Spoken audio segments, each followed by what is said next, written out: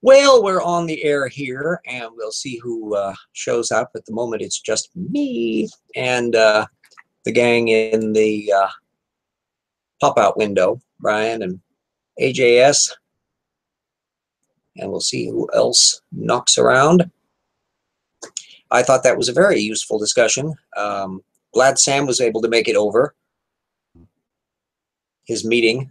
I definitely wanted to have a talk with him. He's a bright, articulate guy, and I think he'll be a wonderful one to have further discussions with. And Jackson, as always, was a nice foil to work off of, so that the old RJ doesn't have to speak without any interruption at all. AJS, yes. Funny how whenever I think Edgar, I think of a giant cockroach.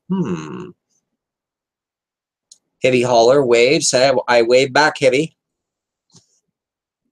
And Paranor, whoever was asking about that I need a government grant, I have no problem with that. I don't know who the hell I would appeal to on this.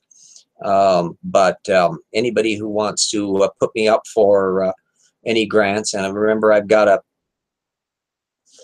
GoFundMe and a Patreon out there. There's lots of ways that if you got $5 burning a hole in your pocket, there's ways you can help keep the project going.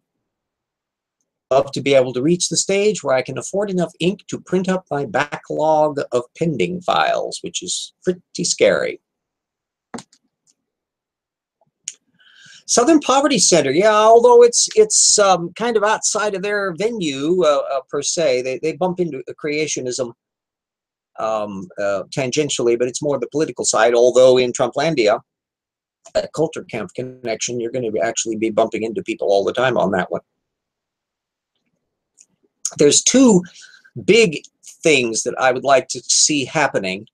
One is for me to have enough income that I can actually continue living, and so I can continue with the project of gradually expanding the data set that I've accumulated and doing more on the slam dunk style books, and all of which information eventually will be incorporated into the website, where theoretically I could eventually have enough money to where we'd be able to do a much improved interactive, real, full-blown website rather than just the training wheel thing that I was able to come up with, all completely free, no cost, from volunteers. This is a very shoestring operation so far.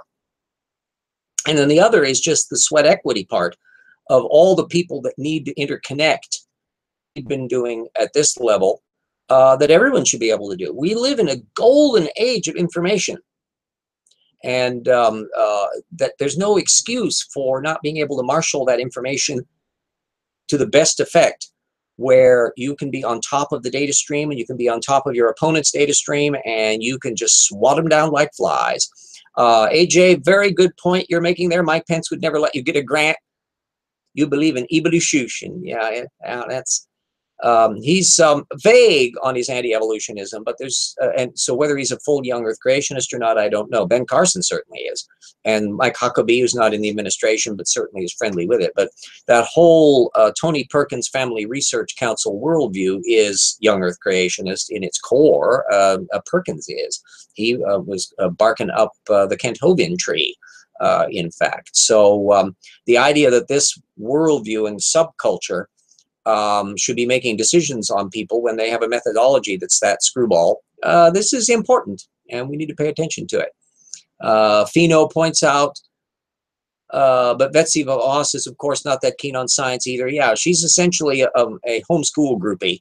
And insofar as anti-evolutionism fits into that culture camp framework, along with climate change, in fact, it's much more likely for that Betsy DeVos style thing to be complaining about climate change science in the schools than evolution. There's already buffer zone anti-science that's kind of minimized evolution, even in states that have evolution standards that are tight, like in Arkansas and Oklahoma. But the climate change issue and the extent to which even a side issue of whether or not the Justice Department or other institutions should actually be measuring how many gun deaths there are with the police, which they have been prevented from doing by the Congress before because of the power of the NRA. That same methodology and that same cultural frame is going to be potential areas of litigation and troubles with Trumplandia. So we're in for a fun minimum of a couple more years, and maybe even more if Trump gets reelected. Yuck. Well, yeah, it's of the deep state trope that Fino mentions. That's one that pops up all over the place. You find the intelligent designers riffing off of it. Jay Sekulow riffs off of it. Remember, he's a full-blown creationist culture camper who is now the lawyer in the team of Trump, and complaining about all the nasty things. He still wants to go after Hillary Clinton. I mean, there's going to be an awful lot of pot-shotting and infighting going on in here. So these are the days that will try men's souls.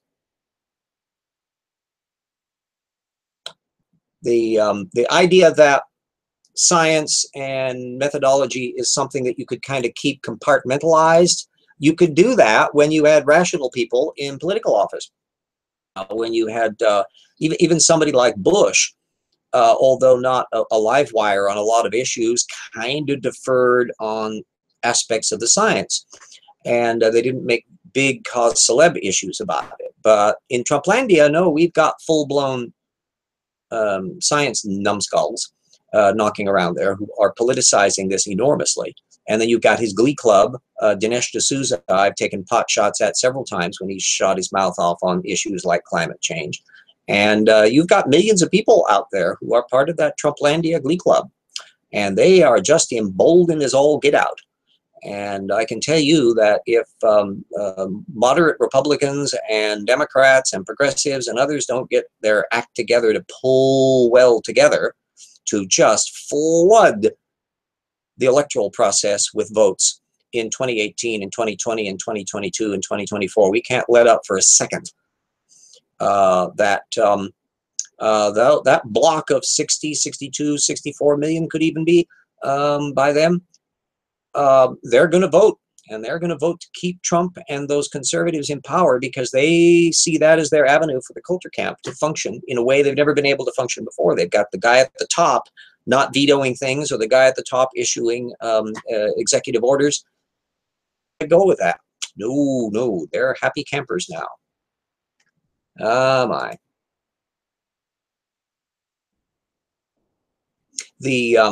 Just reading some of the comments there, Fino brings up 20, 30 to 40 years, and I have the experience how stuff works, know the regulations, laws, and all by heart, and do not sway every time the political leadership changes. Ideally, you want a system that doesn't sway every time the political leadership changes, that there's a certain inertia of evidence, an inertia of experience that will function efficiently and effectively and uphold the rights and freedoms of the people with not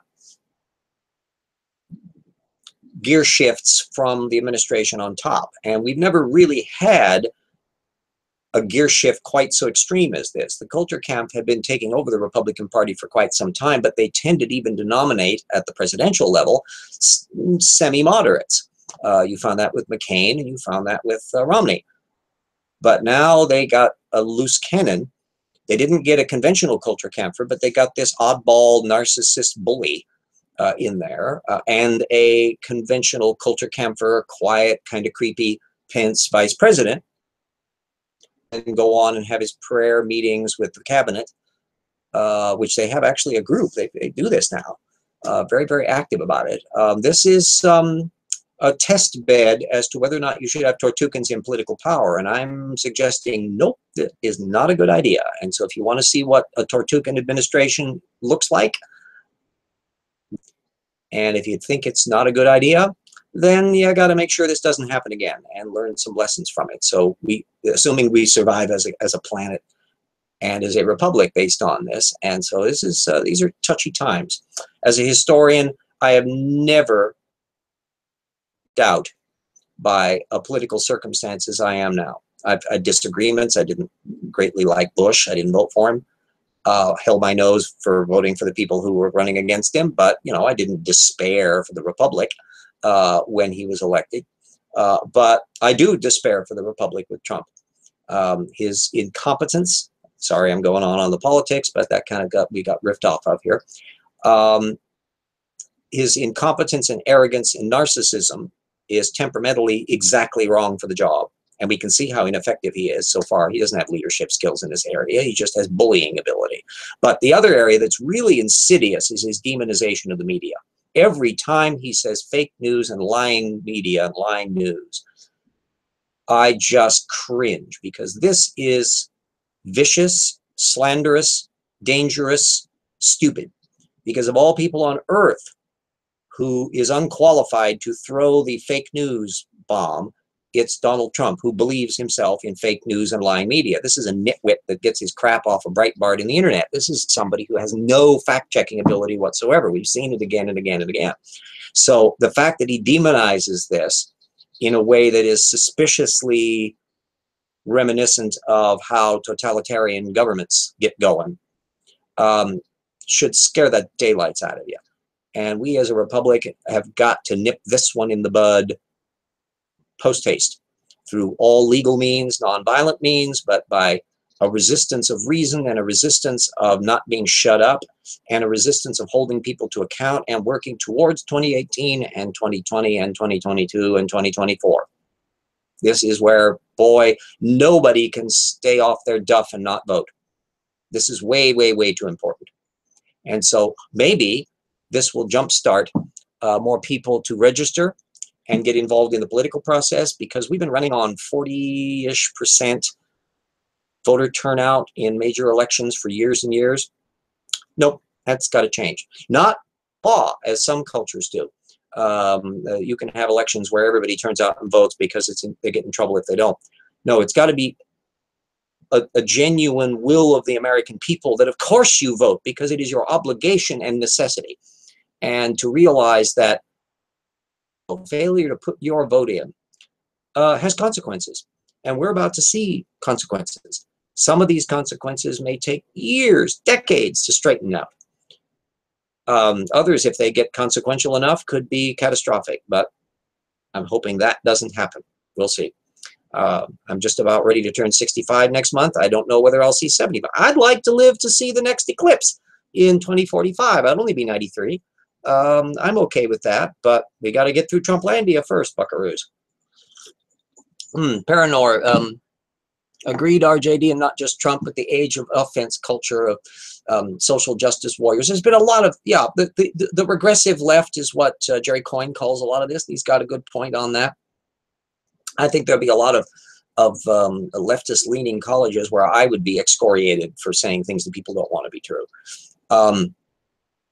I'm not an anti-Islamist, but I do regard all religions as not true. And most Muslims, as an example of something that is a cause celeb at the moment, most Muslims on the planet are peaceful, decent people, not trying to harm anybody at all.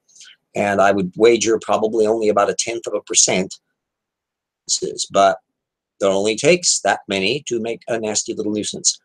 And this is something where increased secularization and reform within the Islamic community is just as imperative as activity on the sides of non-Muslims. So we've got a busy century ahead of us. We got to get past Erdogan in Turkey. There's another insidious thing that's in the heart of NATO. It's rolling back a secular state. It's feeding into anti-evolution sentiments and rolling back individual rights. There are scary things going on there. So there's too much of the world that reminds me of what went on in the 1920s. I've discussed this in some of the other that I've done on video, but it's true. And the 1920s, the cataclysm of World War II didn't happen overnight. It took decades of stupid decisions and incremental erosions of freedoms and toleration for authoritarian governments long before the shit hit the fan with the Great Depression that then turned into a cataclysm, because that's why you ended up with Hitler in power and a lot of other things. So you got to avoid the messes before you get around to that. Yes, the Paranor, the Erdogan, very sad situation, especially with his buddying with Putin. You've got interest groups of authoritarian countries that are going to find ways of getting along with each other in the same way that Mussolini got along with Hitler in many ways, and Hitler got along with Stalin, oddly enough, in certain ways. They found mutual interests and crushed freedom and murdered people in the conquest. So we've got um, a lot of stuff to deal with. Still waiting for a visitor here. Find out whether anybody is going to pop into the room. Come on, some of you people must have cameras. I know I love to hear myself talk, but I'd like to have a conversation better to see where the directions can go on things. Interesting feedback I'd like to see on the religion discussion that we had in the first part of the hour, and or the discussion that came up with Rana, and the discussion of science methodology and chemistry and biology and all the rest that popped up when Sam the Scientist showed up. So there's a lot of directions that we can go. I just comment that on some of the politics Brian and others have, that there's always been a difficulty in the United States with new party candidates. Third-party candidates or reformist type candidates generally have difficulty getting going. There's always been an inertia with political parties. The Democratic Party acted as kind of the thread that stayed sort of constant. The Democrat Republicans, as they were kind of known in the time of Thomas Jefferson, and then continued through the Democrats of the 1830s and into the antebellum period, where they were starting to split up over the slavery issue, but still retained that. And of course, people like Dinesh D'Souza today are just railing on about the role, the connections with slavery, with the Democratic Party and all of that. But the mutation of party structures, you had the old Whig Party. That was the Federalist Party, actually, initially. That would be Adams's party. That was basically the anti, and it's sort of the politically conservative bunch relative to the more, air quotes, liberal of Jefferson's bunch. The Jefferson gang would be more in favor of the French Revolution, and Adams's bunch would be against it. Whether you were pro-French or pro-English would also steer you into one party or another. The Federalists began to decline and then mutated into what became the Whig Party, which was essentially the anti-Jackson, Andrew Jackson party. You had the weirdest collection of people who gathered together that they wouldn't be caught dead in the same political party, except for the fact that they couldn't stand Andrew Jackson. And probably the detestation they had for Jackson is comparable to how Bernie Sanders would feel about Donald Trump. But you had everybody from John C. Calhoun, segregation, a Southerner, I think he was from South Carolina. And then you had the Westerner, Henry Clay from, oh gosh, I can't remember whether he was from Kentucky or somewhere else, the great compromiser. And then Daniel Webster from up in New England, I think Massachusetts. And they had some overlap of policies, but largely dislike for Andrew Jackson.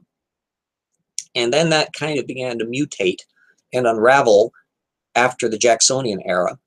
And some of the people in that coalition ended up in the new Republican Party, which was a single issue party initially, which was opposition to slavery, or rather the opposition to the extension of slavery into the territories. And that was the thing that split up the country, because they had to figure out what the hell they were going to do on that. It ultimately proved clear that with the 1850s showing that it didn't look like slavery was going to get extended to the territories, that that's why we end up with the Confederates forming, because they realized there was nothing, they could never stop the juggernaut of free states showing up, eventually outvoting them on slavery. I have to disagree with you, Brian, on the comments on there about the dismantle the Fed and jail banksters. I'll present the following. Federal Reserve came about because there had been a long series of disastrous banking panics that had occurred in the 19th century. We didn't have a federal, ironically, back to Andrew Jackson. Andrew Jackson couldn't stand the Federal Bank of the United States that had been founded by Hamilton. Heck, he needs to have a musical written about him. And you had a bunch of kind of effete, stuffy bankers, the the Feet Wells on, I can't remember whether it's Chestnut Street or somewhere else, that was the street that the Bank of the United States was on. And it helped curb the excesses of the various state banks. There wasn't really a national currency. The bank acted as a stabilizer. And remember, Hamilton's bunch were really about the only ones of the founding fathers who actually kind of understood how banks worked. All of the founding fathers other than him were slaveholding farmers, or farmers like Adams, who didn't really like banks and didn't really like the idea of the banks functionally create money when they loan things out. And this was a concept that was difficult for them to get a grip on. Anyway, Jackson tanked the Bank of the United States just in time to generate the first bad depression of the 19th century in the 1830s that hit his successor, Martin Van Buren. And you had a series of boom-bust cycles through the 19th century.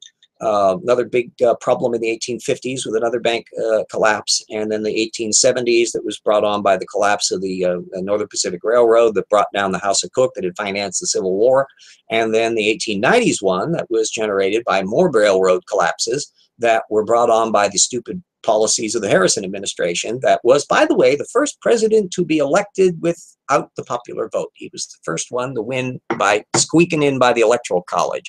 And the second one that would do that would be George Bush in 2000. Anyway,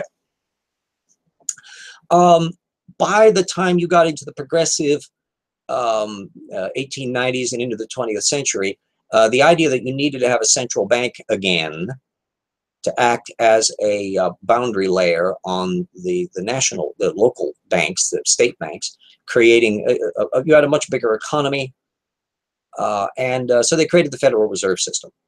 And one can quibble back and forth about things, but overall, the Federal Reserve System worked pretty well.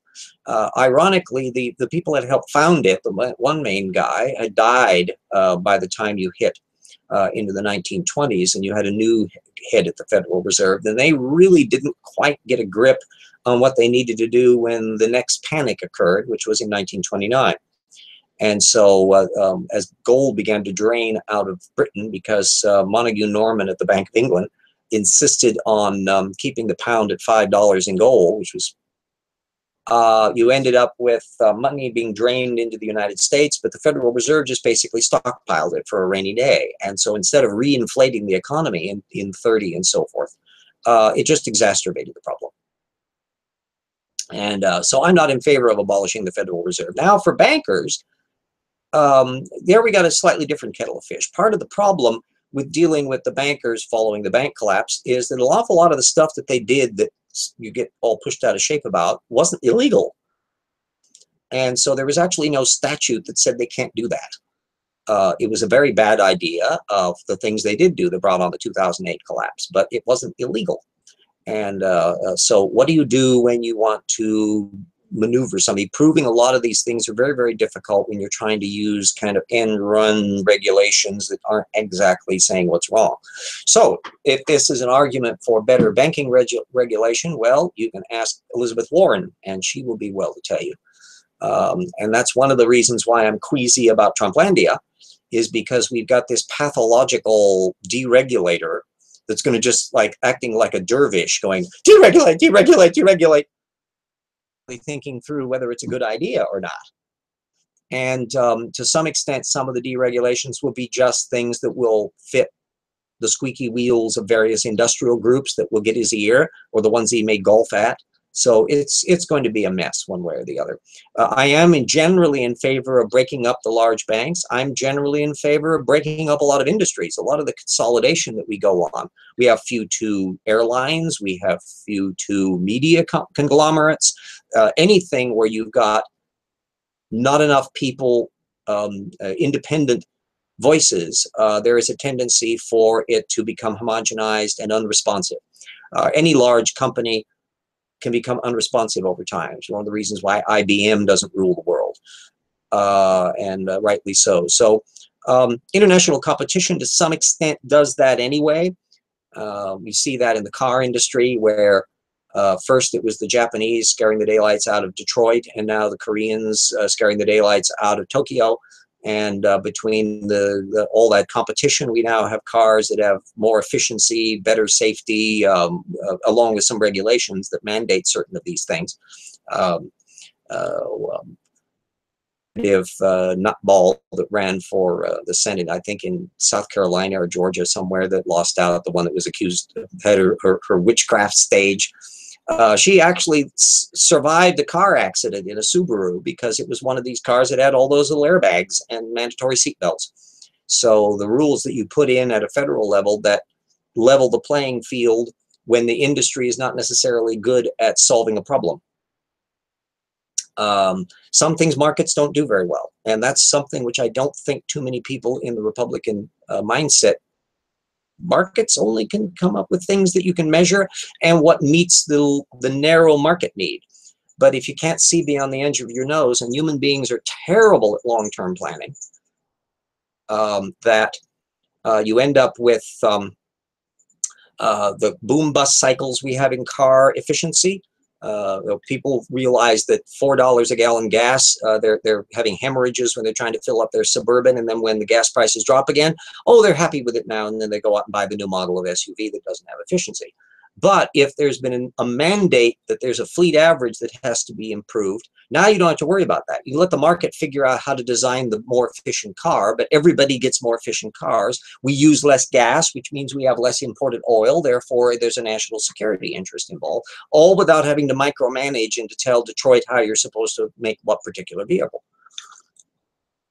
So there is a role for intelligent regulation, and unfortunately, I don't think Trumplandia is going to do that much. Let's see what's going on in the chat over in here. Constitutional Convention, boy, that's a can of worms. I don't think there's anything wrong with our Constitution. Remember, the Constitution is there as a framework for the people. And so long as you have a population that isn't registered to vote or not voting, they've got local precincts, you have political parties, people can form their own political party, you can do what you like, you can try these things out. You have a lot of decks stacked against you in certain situations. In some cases, it's going to be very difficult. There are a lot of conservative districts where Republicans, for example, run unopposed. The Democrats don't even run somebody against them, not even a lamppost. Well, if you have a situation like that, of course, you end up with an unresponsive system. So before you look to a constitutional convention, look in the mirror. If you don't get involved in your local politics from your city council level all the way on up, if you don't pay attention to who is put in on judges, if you just kind of go on autopilot, if you're not really paying attention, well, that will have an effect. And there's nothing that in the constitutional system that we have that precludes the will of the people being made known if they do it. You have this very low voter turnout. The ones who turn out get the people in, and they make their decisions, and then you wonder why things are going wrong. I got a YouTube comment from Stephen Bauman. I'll have to look at that later. Brian Stevens, oversight on the monopoly factor is what I had in mind. Now that is very much an important issue. Yeah. Monopolies are always dangerous things. They actually go hand in hand with protectionism. That's another flip side of monopoly. That when an example that I love to use is the International Mercantile Marine. Who remembers International Mercantile Marine? Well, that was the conglomerate that J.P. Morgan, who had just made U.S. Steel, where he basically bought up Carnegie and everybody else to make this gigantic company in the United States, and he was going to do the same with ships. So he basically wanted to own everything that sailed across the Atlantic Ocean, and he got pretty close. All the German lines, the French line, all of this stuff ended up in this gigantic conglomerate, International Mercantile Marine, IMM, including White Star Line and Red Star, but not Cunard. Cunard couldn't be bought because Cunard had made a deal with the devil that they had arranged because they wanted turbine engines so they could go super fast and get the blue ribbon and gloss onto all of that Atlantic traffic. And the only way they could afford turbines was if the government helped pay for it in exchange that their ships, the Lusitania and the Mauretania and Aquitania, would be available as auxiliary cruisers. So they had fittings for gun platforms and a whole bunch of stuff that were designed into the ship. They were designed to handle the coal bunker arrangements that was used in military ships and all that thing. And it meant that they were incredibly top heavy, and when they were hit by torpedoes, the Lusitania fell over and sank in a very disconcerting way. And so there's the downsides of a peculiar design. But the White Star Line, of course, they had their little ship, the Titanic. One little iceberg on the Atlantic helped change the course of history for the White Star Line and for International Mercantile Marine. And after a few years, it had kind of broken up.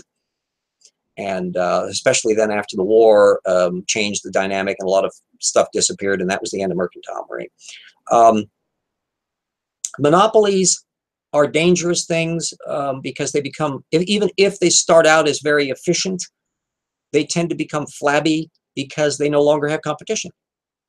One way to prevent competition is to prevent foreign competition. So you put in boundary layers. It's no coincidence that the industries in the 19th century that had the worst labor records were the ones that were the most heavily protected by tariffs, from the textile mills of New England and the Pullman Car Company, and where you couldn't import wagon lead rolling stock from Europe and all that. They had terrible labor records. And it's because they get flabby in a lot of different directions. You can keep that up for a while, but eventually it comes and bites you in the ass. So the reason why protective tariffs are a bad idea. Morgan was also, Brian, yeah, Morgan was the one who really screwed off. Well, Tesla also screwed off a little bit of Tesla. And Morgan screwed everybody, including Edison. I mean, you have to remember that Edison was thrown out of his own company by the various board of directors involved in it. Tesla was a fascinating character. He was a wacky genius, intellect. He came up with some ideas that were very strange, however, and he spent the last 20 or 30 years of his life trying to figure out how to do broadcast power, which, as far as I can tell from the physics, is impossible. So it's understandable that he managed not to do anything of it. But he has an enormous reputation, especially in the kind of fringe, super secret, super sciencey UFO brand of things that have kind of played along over the years, and he's built up a fascinating reputation. But there was a very nice show that was done on him on Nova, biography done a few years ago, that showed both his ups and his downs. And both Tesla and Edison had their eccentricities.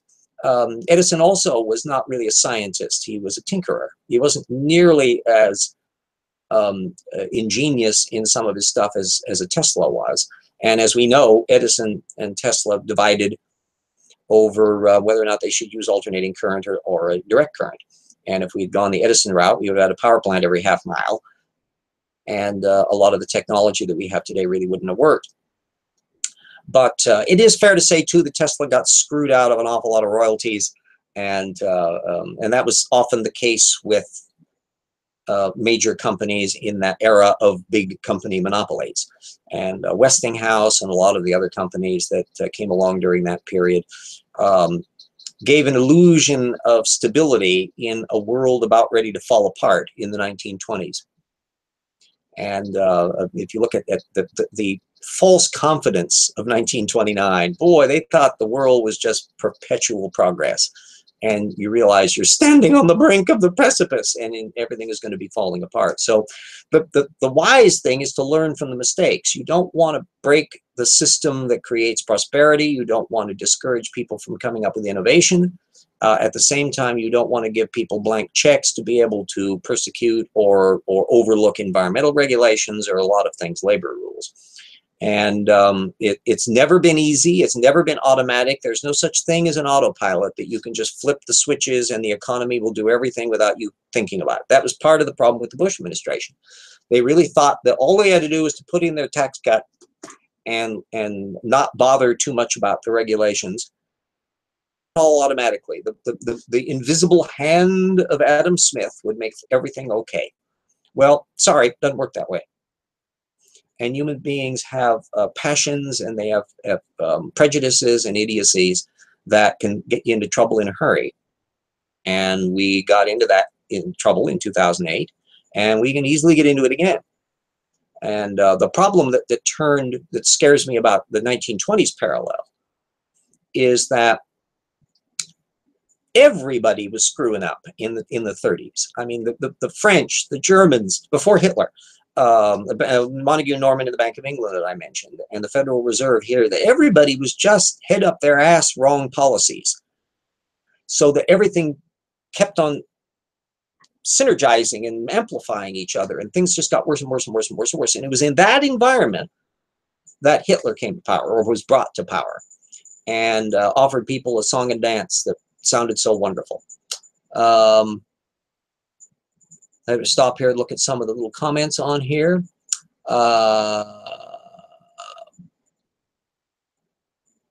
I've looked up Article 5 conventions. Nothing the delegates are not sent by the state legislatures. Back to the whole notion of a constitutional convention. We can suspect that an awful lot of the people who would be very active in a constitutional convention are people who really don't like the Bill of Rights. Just open up a staggering can of worms. We have to remember that the convention was put through in a maneuver of secrecy.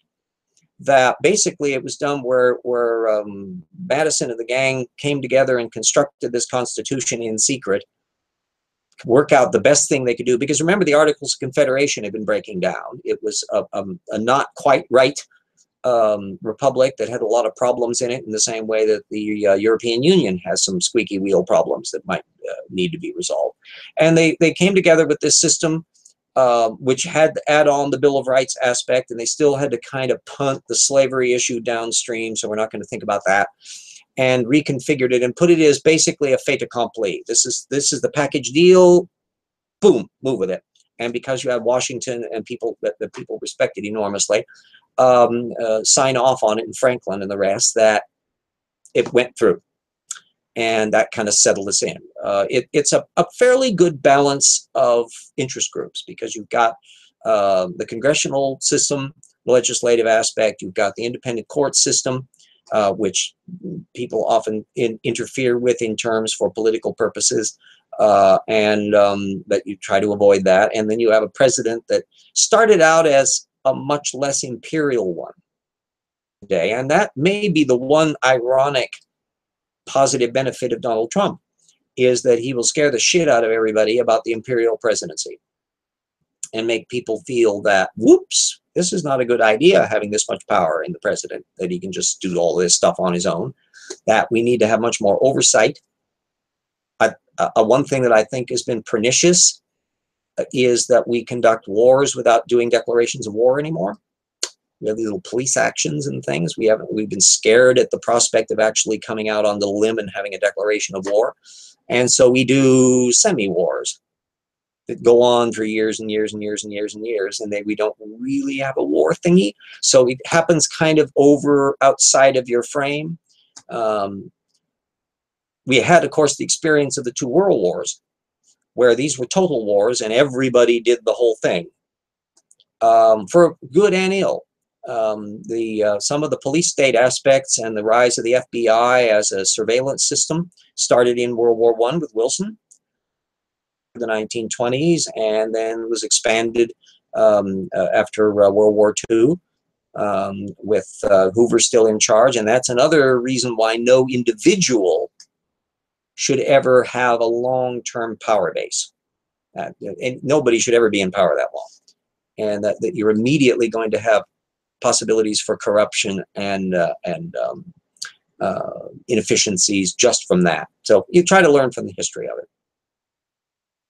Comments, yes. 240 years to declare war often. Yeah, not all that. Yeah, well, we had the War of 1812, and then the Mexican War, which was a war that Lincoln was opposed to, and was just basically, let's grab land from the Mexicans, easy pickings. And then, of course, you had a declaration, I think, effectively a declaration of war for the Civil War. Then the Spanish-American War, another great land grab. And then World War I and World War II. And then it technically was a UN police action for, if memory serves me, in Korea. And technically, we've never had an armistice. We just have an armistice, no actual signing of a peace treaty on there. So it's been this little dangling sword of Damocles. The main idea about the war declaration is to people need to treat it seriously, and they need to realize that if they're going to go into it, not this kind of thing where only certain people. Total war, of course, has a different set of parameters. That's the one where we had what is effectively a non-American tradition, which was a draft. And I think part of the insidious aspect that occurred after World War II was the retention of the draft. I can see why they did it, because they were scared shitless for good reasons with the Soviet Union, and so kept that into place. And I barely squeaked in with a low draft number in the 1960s. So if I had a slightly or higher number, if I'd had a slightly lower one, I might have been to Vietnam, and I would probably not be here today, because I think I would have been a terrible soldier and probably somebody's bullet target in no time. So such are the contingencies of history. Wars are wasteful things. We had a little bit of a discussion on in one of our previous chit-chats about the idea of whether war was a stimulant or not, and favored industry or not, and it can. But boy, it's a terrible way of doing things. And the amount of money we spend on warfare around the planet historically is just ridiculously wasteful. I mean, you could do a spectacularly aggressive space exploration, manned exploration, on a fraction of the money that we spend every year on war and implements of war. So as a species, it's remarkably dumb, but that's a political solution that we have to do. It is not one of intellect. Okay, Brian, have to log off family stuff. Ta-ta. Paranorm, war, what is it good for? Practically nothing. Although there are times when it became essential because the alternative was worse than the not. I think World War II falls into that category. It can be viewed as the World War Part 2, that there was a 20-year armistice. And World War I was the stupid one. That was a catastrophic mistaken judgment of the European monarchies that blundered into this catastrophe and sucked the rest of the world down with them, and transformed and ultimately destroyed. Of the monarchies that went into the war, other than Britain, that was a constitutional monarchy, none of them, virtually none of them, survived. And so they completely blew their culture to smithereens on that one. But then they set in motion a series of things that eventually led to the Second World War. And that was one where civilization was at stake. Fascists had won the Second World War. It's frightening.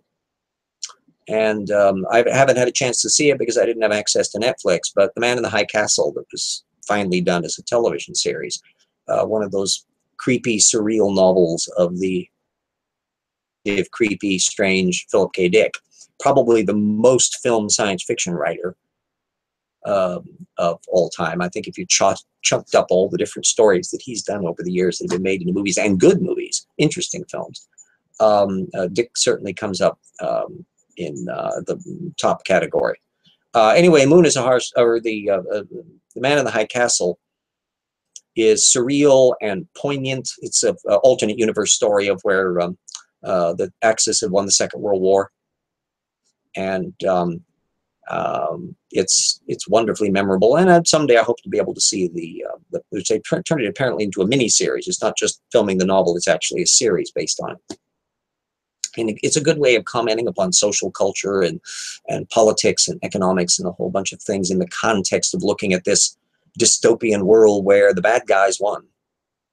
The bad guys, you had the Soviet Union too. I mean, 1984 is a parable of what if they had won either.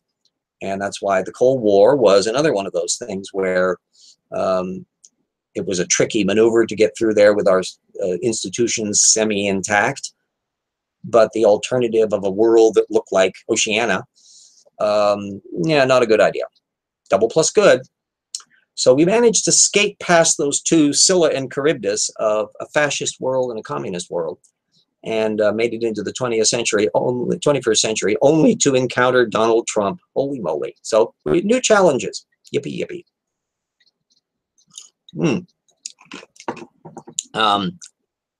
Fino says, but then Dick has also a lot of catalog that is absolutely unfilmable due to its being so trippy that no sane person can make it work. Yeah, I'll agree.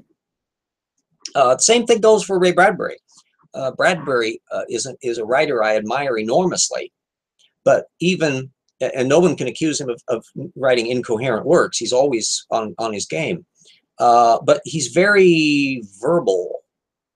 He's very impressionistic. And the stories are very difficult to film. And Bradbury's been the toughest to film. Actually, the only one that really oddly worked well is Fahrenheit 451, which was kind of panned at the time because they said how Truffaut had deviated from the book. But the irony was that Bradbury loved it. He loved the version, and he was quite pleased with it. So, and it got the mood of the thing across properly. And he's very much a mood piece. The one that I would love to see remade, because it was made adequately but not brilliantly, is Something Wicked This Way Comes, which should be one of the just spine-tinglingly creepy films, and it really required a surrealist to do. It's nice that we're finally off politics and we can discuss films. There, we can go on in that direction. I bet Bradbury was a stoner. I don't know. I really don't know. I know he was a tremendous lover of books. He was a tremendous scholar. He, after all, wrote the screenplay for John Huston's film version of Moby Dick. I mean, this was a man who had tremendous intellect and loved the flow of the word. That's one of the reasons why he and Truffaut were kind of on the same wavelength for Fahrenheit 451, even though at the time Truffaut didn't speak a word of English, is because they both really loved books and regard them as a sacred object. That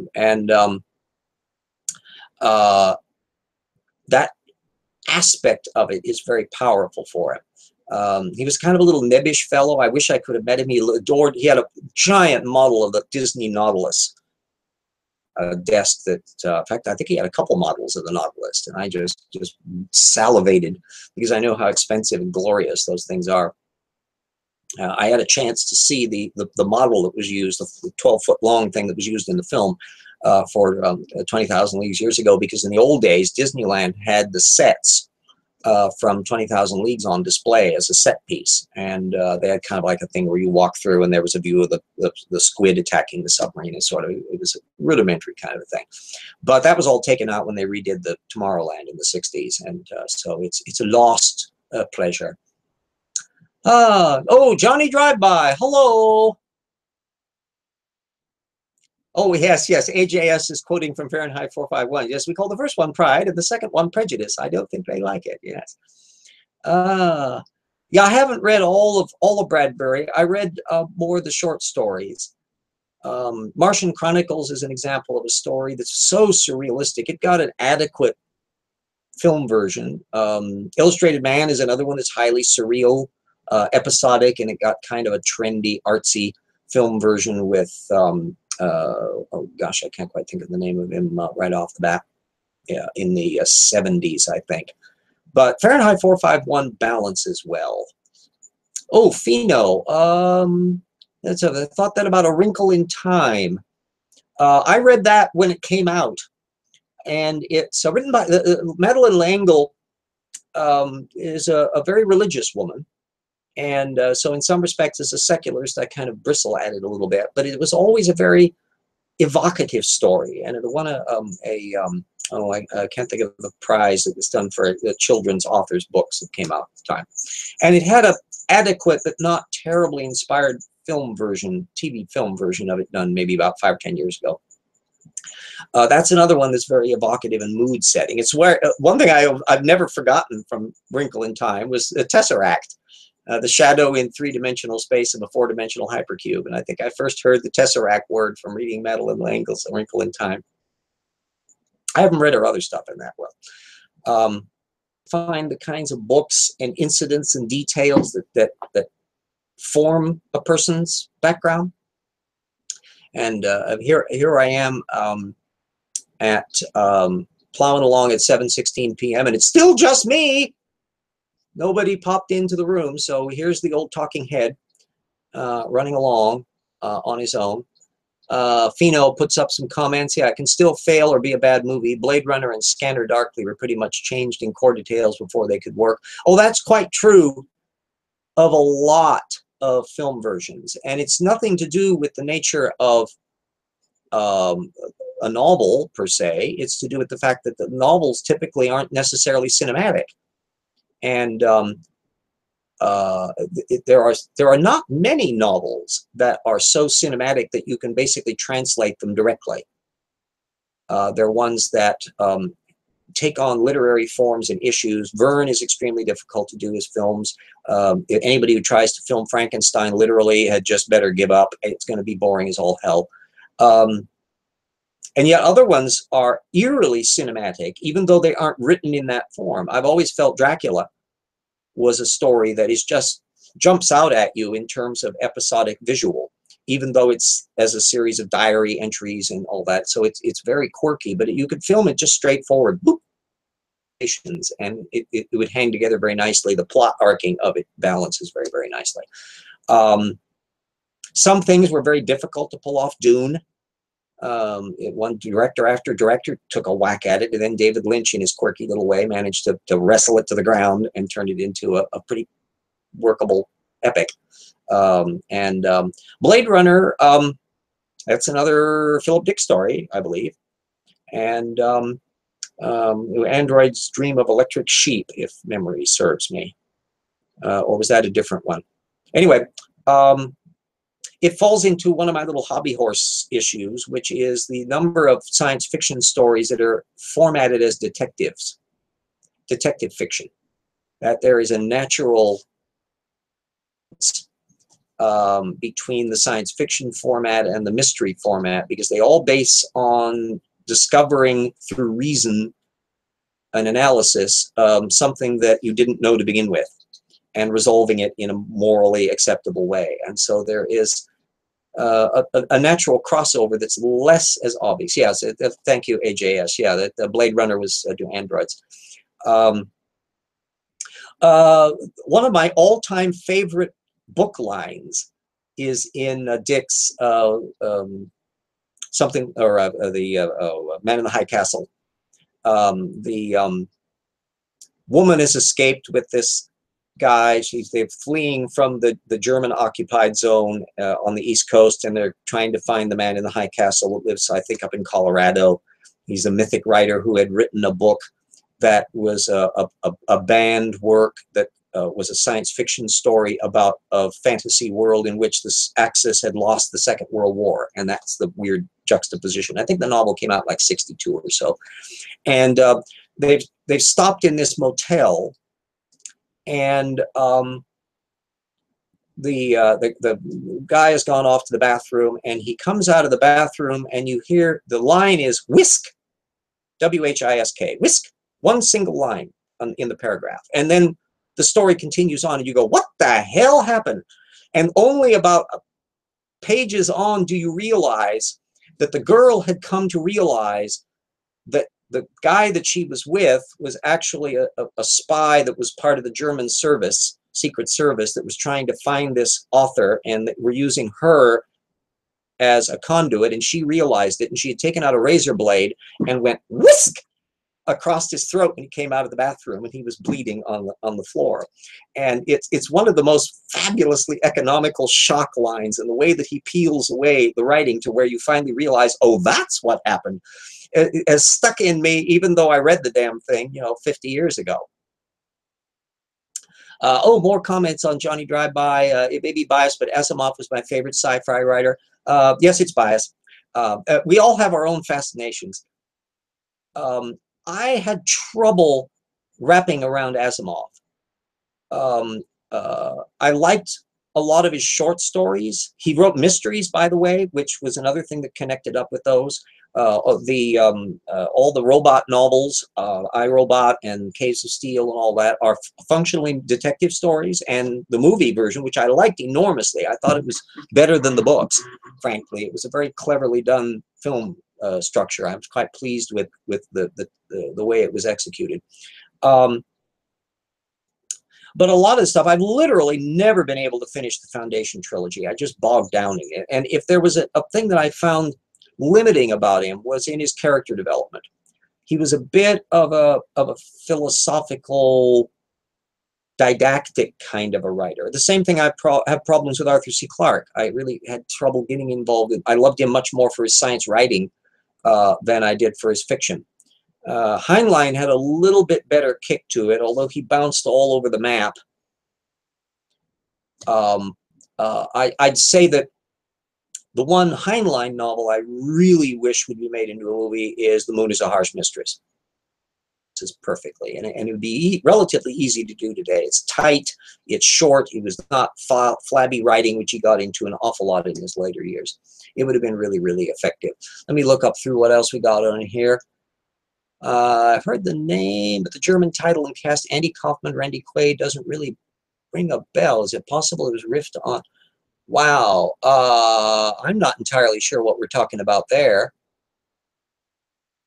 Yeah, what was, oh, Heartbeat. Yeah, I don't think it's Heart Bleeps. I think it's Heart Beeps. Yeah, Andy Kaufman played a robot that was kind of becoming self-aware. It was a mild comedy that I think was made in the early 80s, maybe, and it was an adequate film. There's an awful lot of stories that kind of bite off a little more than they could chew. Some stories that kind of create a mood that's better than they should have been.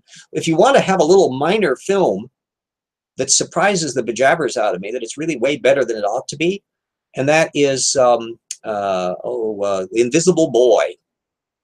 And it happens to be, if you happen to get the Blu-ray version of Forbidden Planet, it's a double feature that they've stuck it on the tail end because Robbie the Robot figures in it. In a way, it's kind of a half sequel, and it's about this megalomaniac computer that's trying to take over, and it hypnotizes people, and it's a surprisingly audacious plot line, and Robbie the Robot helps save the day, and it's simultaneously kind of a kid's show, but yet it's actually kind of sophisticated at the same time, and it's a little minor film. I think from like 57 or so, they had a lot of stuff left over from Forbidden Planet that they felt they might as well make some use out of because it had been an expensive movie.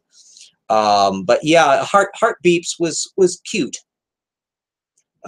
It's kind of in the same thing as that one, gosh, the little ambulatory robot that ran around. He was on in the 1980s. I can't quite remember that one or another. I think they made a couple versions of it about this little robot on wheels that took off and it became self-aware, and it was cute. And then there was the one, I never actually did see it, that Robin Williams did, where he was playing a robot that had become sentient. Whole notions of sentient robots are popping up with AI, that big film that Spielberg did, which was originally intended, it was a Stanley Kubrick production thing, but he never could figure out how to do it, so he basically handed it over as a gift to Spielberg to finish it. And that's a poignant, fairly effectively done movie. It's one that I'm not terribly fond of it, but I've seen it and I enjoyed it, but I didn't need to ever have it after that. Oh, let's see, what's else popping up in here?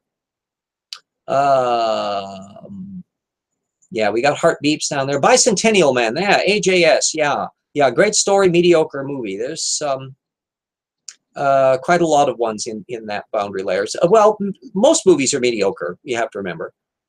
Even some movies that win Best Pictures can be kind of mediocre after you think about them. For me, the movies are ones that I love, are the ones that whenever I would see them on television, I would have to stop and look at it. That's, for me, the instant measure. Whether or not it's just a great movie or not, you could have whatever reasons you like or not about it, but if it's one where, boy, you haven't seen that in a while and it's on, you just gotta watch it again, that means you're hooked. Something that even though you know how it turned out, it's one that carries a resonance with you. Now, I contend that it's a lot of these ones, if they're ones you saw when you were very young, they'll have a resonance with you that's independent of their quality. And there are a lot of films that I kind of still have a soft spot for because I saw them when I was young. and they connect up, and you kind of give them fault, you excuse their flaws that you wouldn't if you came at it and watched it as an adult. And that's true. That's inevitable. Oh, Johnny, your brother worked on AI. Oh, the film AI, as opposed to just artificial intelligence in general. Because I'm a big film music buff, I was intrigued by the use of Richard Strauss in it. There's the scene, if you remember, in there where all the various robots have escaped, and they're taking the little kid to find out the kind of Wizard of Oz character, and so they're going to this kind of whorehouse island, which is sort of a riff on the place from Pinocchio, where all the bad boys go before they get turned into donkeys. Anyway, you hear this Richard Strauss thing, da da da, la da dee, da da dum, ta da da, la da da, ta ta da ta ta. That was actually mandated by Stanley Kubrick, who, after all, was a classical music nerd.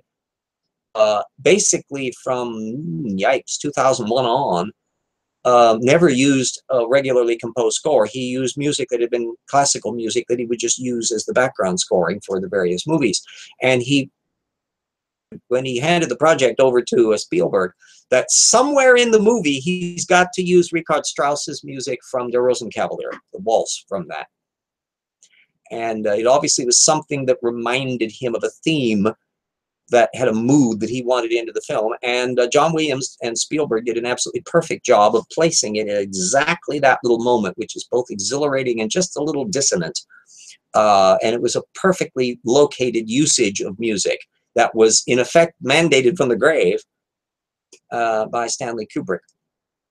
In the cinemusic, we were talking about Isaac Asimov there. Yes, Pheno, 3000, Prelude, Forward, Foundation, Foundation and Empire, Second Foundation, Foundation's Edge, Foundation, Earth.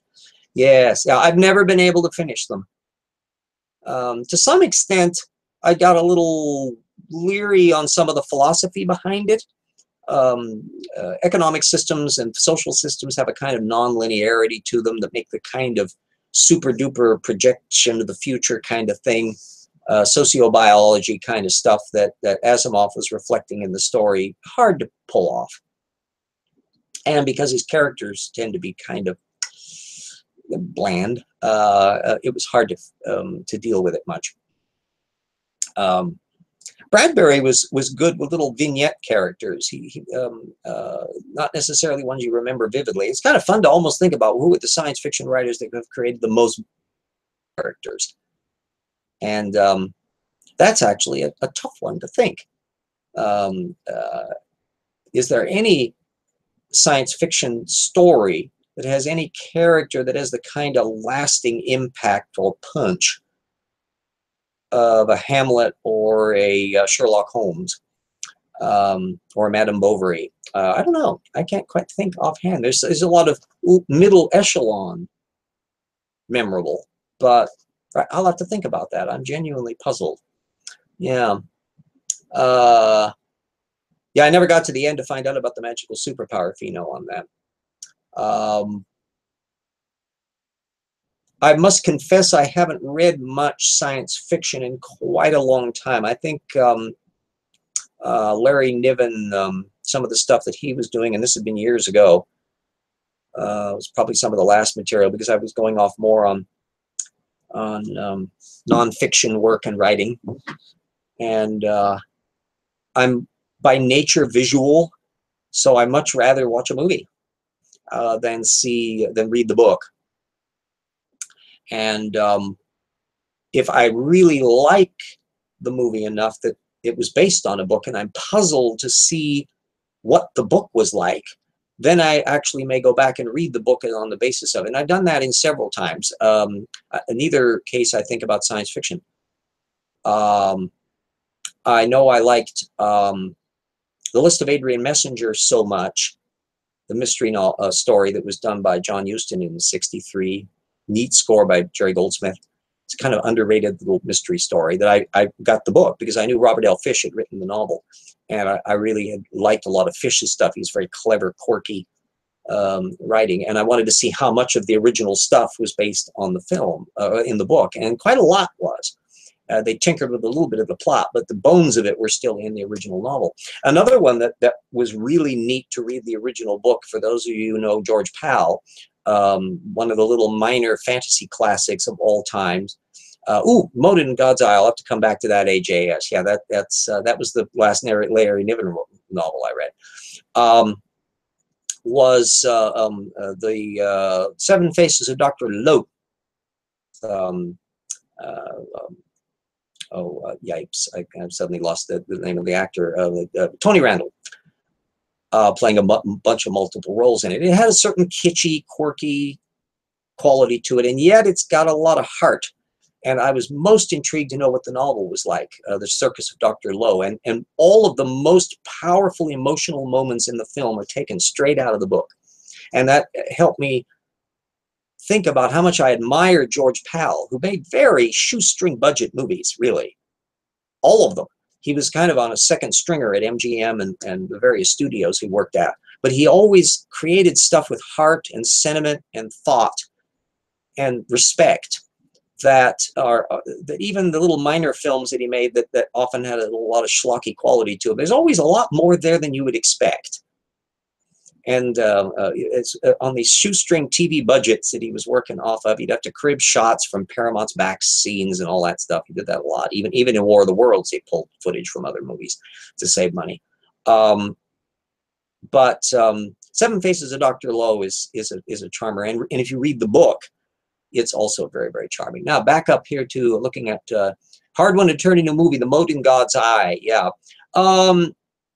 It would require a tight editor. Special effects now would not be a problem. As I recall, it involves a giant ring-like planet thing that's built around this solar system and that. And special effects things, we can do basically anything nowadays, so that's not a problem.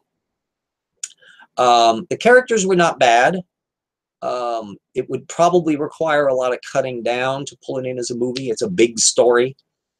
It's got kind of a lot of arc flab to it that would need to be cut down, because typically if you start doing a film that runs much longer than 2.5 hours, you can start getting into unravelly territory. And it's no coincidence that a lot of films are often based on short stories or short novels rather than the great big ones. That's what makes Dune kind of unusual, because that's kind of a Gone with the Wind size thing. And it took a lot of trouble to pull off. And the Ringworld novels. Yeah, there we go. Yeah, that's what I'm thinking of. That's different. Thank you, AJ. The Thrints and the little funky little creatures and stuff. It's been a long time since I've read them. In fact, the aliens and the incidents are what stick in the mind more than the actual characters that are doing the storyline. They're kind of interchangeable parts a bit. Another one that was badly done as both a miniseries movie and then a brief series was the Riverworld ones of Philip Jose Farmer. Boy, they missed the boat on that one. They should have gone. Whoops, my hair is all scribbly again. Oh boy. The first two Riverworld novels were just vivid, and the conclusion of it, or maybe were there 3 or 4? I think certainly it was 3. Just had kind of a okay ending. But the first 2 were really damn good. And Farmer was often a problematic character on that, where he had a clever idea and execute it really clever to like 2/3 of it, and then kind of drop the ball at the end. Yeah, if you want to read the first 2 Riverworld novels, and only if you have AJ, and if you feel obliged, you can read the conclusion and expect to find it kind of, okay, that solves that mystery. But the imagery of it, the interplay of the characters, and the Hermann Goering, it's a fascinating Nero, the interesting mixtures of things. It was a quirky little thing. It would be a project to do effectively. And it was done adequately in the little TV version that was done a few years ago, but they missed the mood of it. And that gets us back to the Bradbury stuff, the Philip K. Dick stuff, is that you capture a kind of the essence of it, how to execute it using the venue that you're dealing with. And one of the reasons why Blade Runner holds together well is because it picked up the implications of things fairly well. There's, by the way, like 4 different versions of it now out there. There was a special edition done because Scott had the original theatrical release, which I still prefer. And then he did a revision, and then he did a second revision, and then he did a rough cut version. So there's actually multiple different versions of it that you can see, more versions of Blade Runner than you would ever care. 5 novels, RJ, could very well be. I know they did quite a lot of them, and he got more and more unravelly as the storyline happened. Hopefully I will avoid that problem in doing the Paralogs of Phileas Fogg series, where I want to keep it tight. Since the first novel is in effect an anti-Philip Jose Farmer, a completely fresh take on a thing he had already done, which was the other log of Phileas Fogg, except I think I do it better. Oh, by the way, I got a nice a new review, a 5-star review of another reader of Fogg that got posted on this morning, and I go, yay! They liked my the history and the entertainment of it. It was short. The thing was only about a paragraph long. But so far, I haven't had any examples of people going bleh from reading it. But plotting, because I have read all these different novels, and I could see how they would do stuff and stuff that I would not like, and kind of things what I do like in a storyline. I do like sharp dialogue, and so I'm very cinematic in that respect. The kind of banter that you get in Casablanca or in a Robert Bolt script in a David Lean movie, I'm very fond of that. I like sharp, witty characters. I also like nobody being really stupid.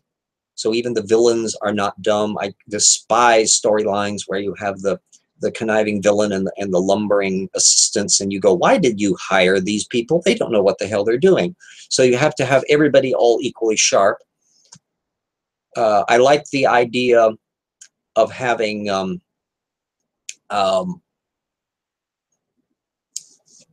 complex interplays of things where but seem reasonable decisions at the time. That's a philosophical notion. One of the beautiful examples of that occurs in the Andromeda Strain, the Robert Wise film version of 1970, which has just a classic. It's one of my favorite science fictions, in fact, because there's a decision there. I won't spoiler alert, but there's a decision that's made in the story that is totally reasonable and understandable, that is catastrophically bad, and only when they realize it, they have to correct it. And I love that idea. That's the best thing I like about that Crichton novel, is the idea that you can make what in retrospect is not a good decision, but you don't realize it at the time. You don't have to be stupid to make a stupid decision. We got some more things on the Thieves World book. I have no idea about those, AJ. I will say I used to read a lot of short stories more than novels when I was a kid. And that was true both for mysteries and science fiction. So I would be more likely to pick out the best science fiction stories edited by Anthony Boucher for the year 1960 than I would be to read a full novel, although I did read occasional novels.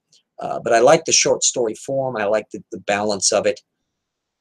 Smorgasbord cornucopia of things, and you'd meet a lot of authors that way. So I was very much fond of that.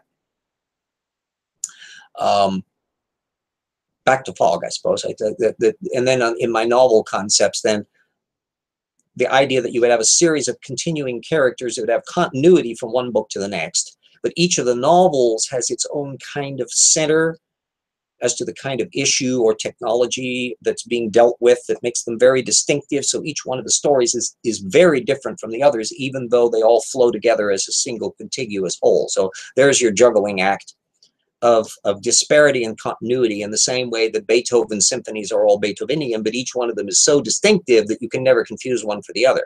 And nobody listening to the Seventh Symphony is going to confuse it for the Ninth.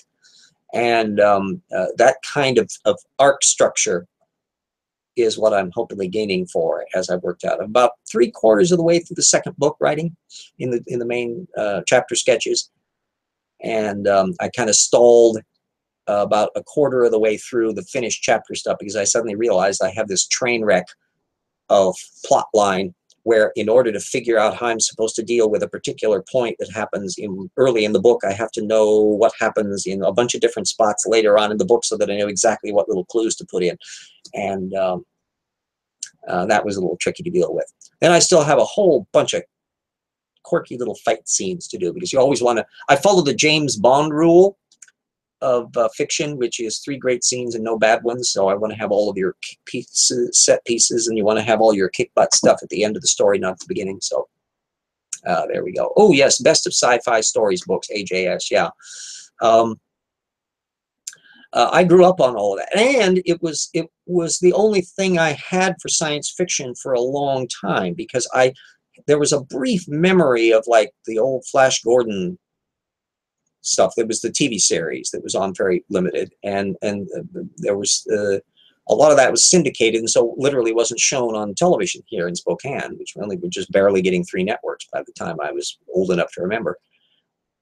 And so there was really no science fiction for my formative years as a reader on television until you start getting 58 or 59 when Twilight Zone comes on.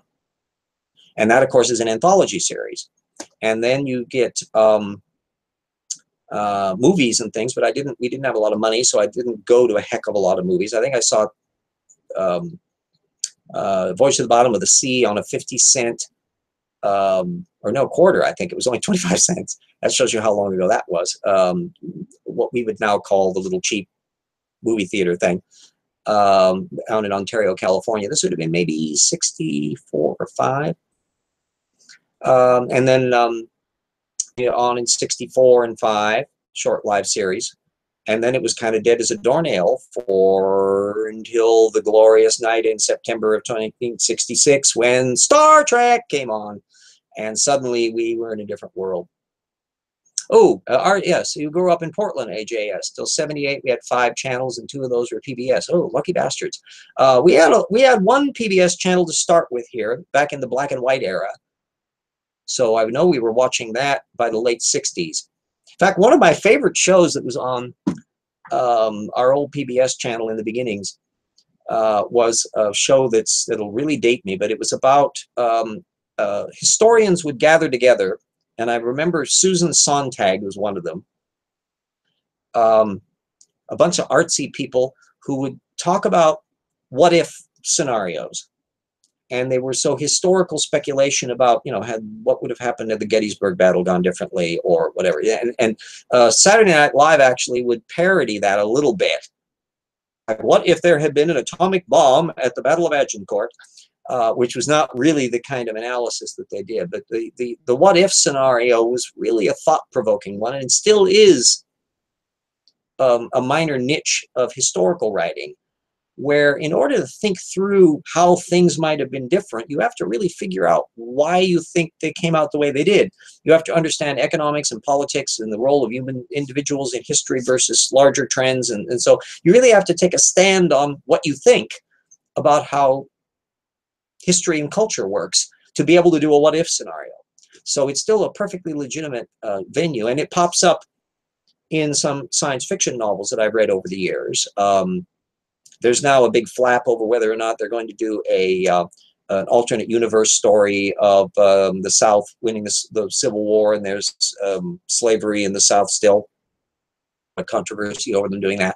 Well, there's been several novels that were done on that. Bring the Jubilee and others were written that are perfectly legitimate, but I can see why it would be controversial, especially in this particular political climate.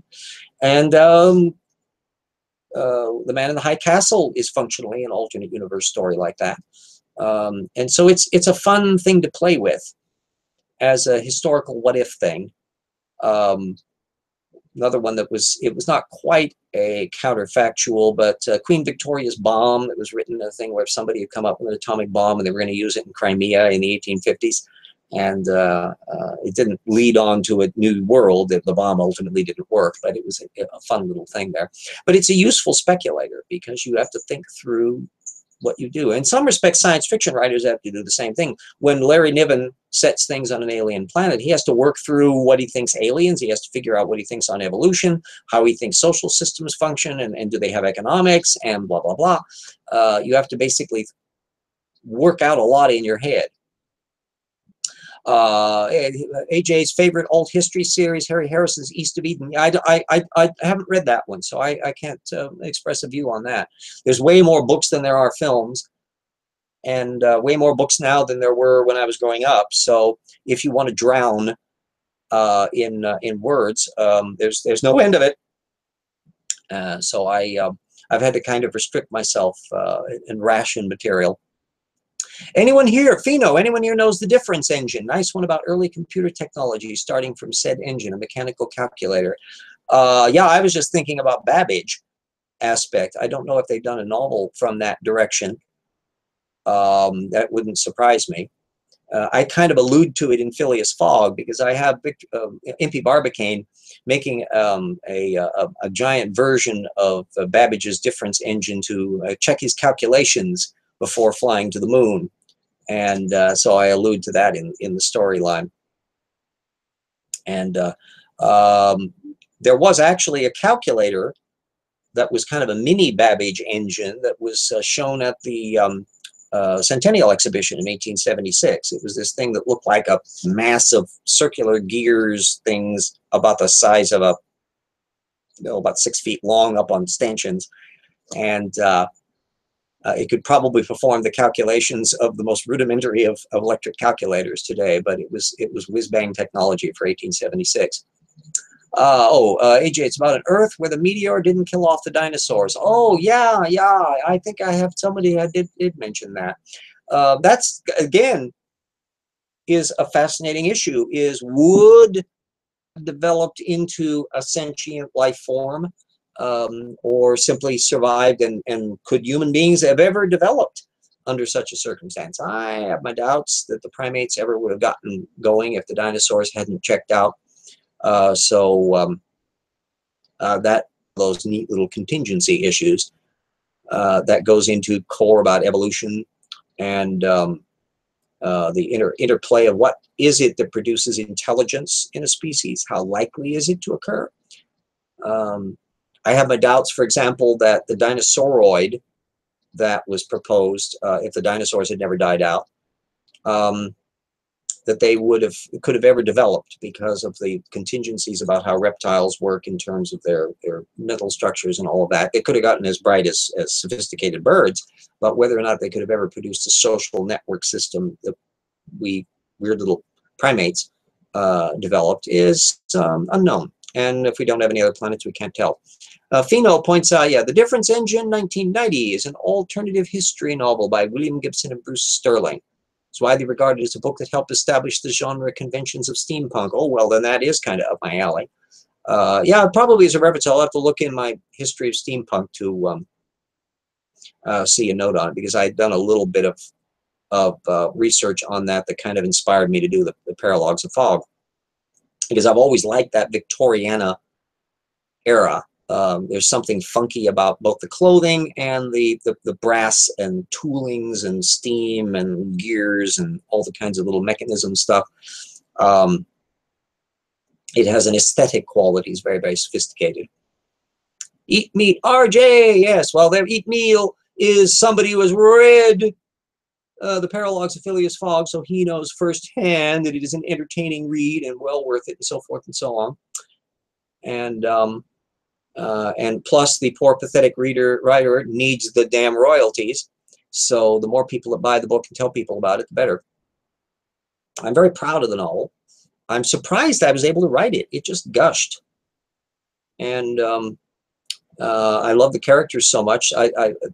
That was another reason why I realized that the older fiction that I had tried writing before never quite got off the ground, because I didn't have such a visceral characters that I finally ended up with Fogg and Aouda and Maker and my Thomasina Maker that I created for the novel, and Dupin and all the others. That they were very distinctive in my head. I could write easily in each one of their modes. If I was going to have a set of conversations, I'd have to figure out which person was talking because they all speak differently. And that was way different than what I had done on some of my early writings. Give him the fox treatment, Meal, yes. Yes, although technically I don't use that term anywhere in there, but it does describe that special incident that takes place on the railing of the Carnatic, and makes the recognition of how dangerous it is to sail on ships or walk down staircases, that any one of those are potentially very, very dangerous around Phileas Fogg and his friends. I really love the idea that so much of the mayhem in the story is not done in conventional ways, that people who carry guns don't necessarily fire them, and they're far more dangerous in other contexts. And the ones who actually do fire the guns often regret it later. Yes, how dangerous it is to put your gun away. Yeah, there's the problem. And the matter of timing is everything. I wanted to upend the storyline. I will, since I'm running a locket here. An inanimate piece of metal can walk downstairs alone or in pairs. Yes, I think we're thinking about the little slinky. Boop, boop, boop. But in this case, you know, the fascinating use of force and circumstance, that I realized how I wanted to have Aouda, who's not very tall. She's only 5 foot something or other, but she's very formidable. And she's not the shrinking doormat that was in the original Verne novel.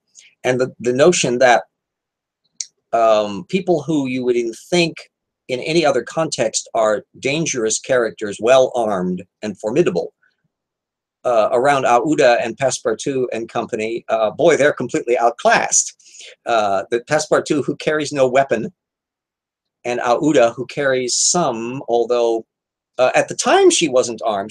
They hadn't reached Hong Kong yet when she was able to put on her fresh clothing and get a whole of her little gear in place. But it shows how dangerous she was even without that. Later on, when she has her hat pin and all the rest, she's much more ferocious. Yes, this is wonderful teaser here for all the people out there who have no idea what the hell we're talking about, but that is designed as a vicious teaser to get everybody to buy the Paralogues of Phileas Fogg. I will go ahead, in fact. So there, boom, which you can find at Amazon and all ebooks. Not e-bollocks, ebooks. Yeah, it's you'll be surprised by it. It's I think I write good dialogue. It's witty, it's touching at times. RJ is reminiscing about 1943 again. No, actually, way earlier, 1872. That's this time frame of the Fogg novel. I wasn't alive in 1943, although because of all the research I've done on history over the years, I have a sense about that dismal era of the world when they were hanging on, not knowing quite whether or not the war was going to turn out okay or not. Yeah, that's another matter. It'd be fun too to have a whole set of Futurism What It Used to Be films as you pass by them, because we've already shot past Back to the Future, so we've actually moved past that time frame. We're coming up on Metropolis in 2020. I think Blade Runner is set in 2022 or 2024. Soylent Green is set around in that period. So you've got a whole bunch. And then farther down the road, of course, Things to Come is set in 2035. So you have a whole bunch of futures that didn't quite turn out the way anybody expected. Oh, Thunder Bay story. Yes. Oh, yeah. That's all worked out very nicely. I enjoyed how I worked out. I was able to pick up some Google Maps. Just so the Steve Ballman has brought up. I had blathered on about the fact that there is. I got to figure out how to say this without being a spoiler alert. I needed an interesting setting for a secret base where a certain machine is built. And it turns out Thunder Bay in Canada was just delightful. So I then had to do quite a lot of research. Oh, when does it come out? The second novel? Yipes. Pricing on it, probably not until I think probably early next year. I think I'll be crushed to imagine getting all of it done up and polished up properly this year, because it's already bloody August. So I would guesstimate 2018. Most of the main plotting structure is out of the way. Well, I write the novel. Oh, let me finish the Thunder Bay story.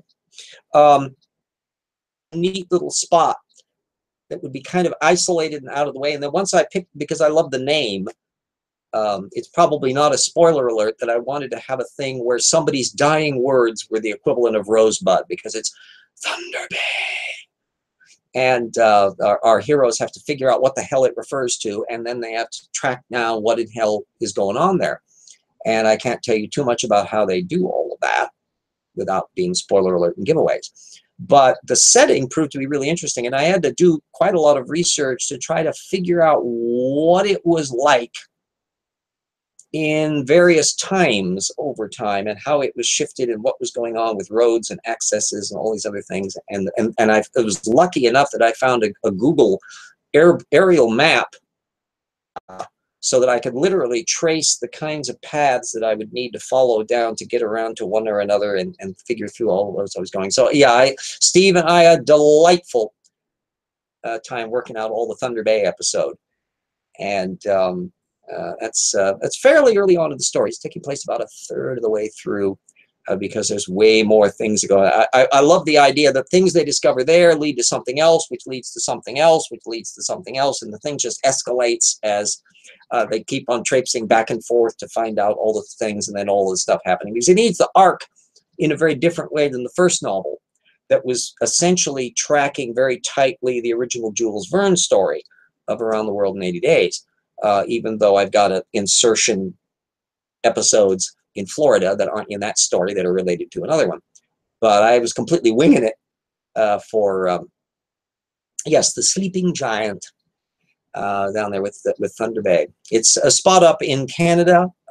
It's next to what used to be called Fort Arthur or Port Arthur, but is now called Thunder Bay. And I had a delightful spot, because I have an old 1920 atlas that has come down from the family that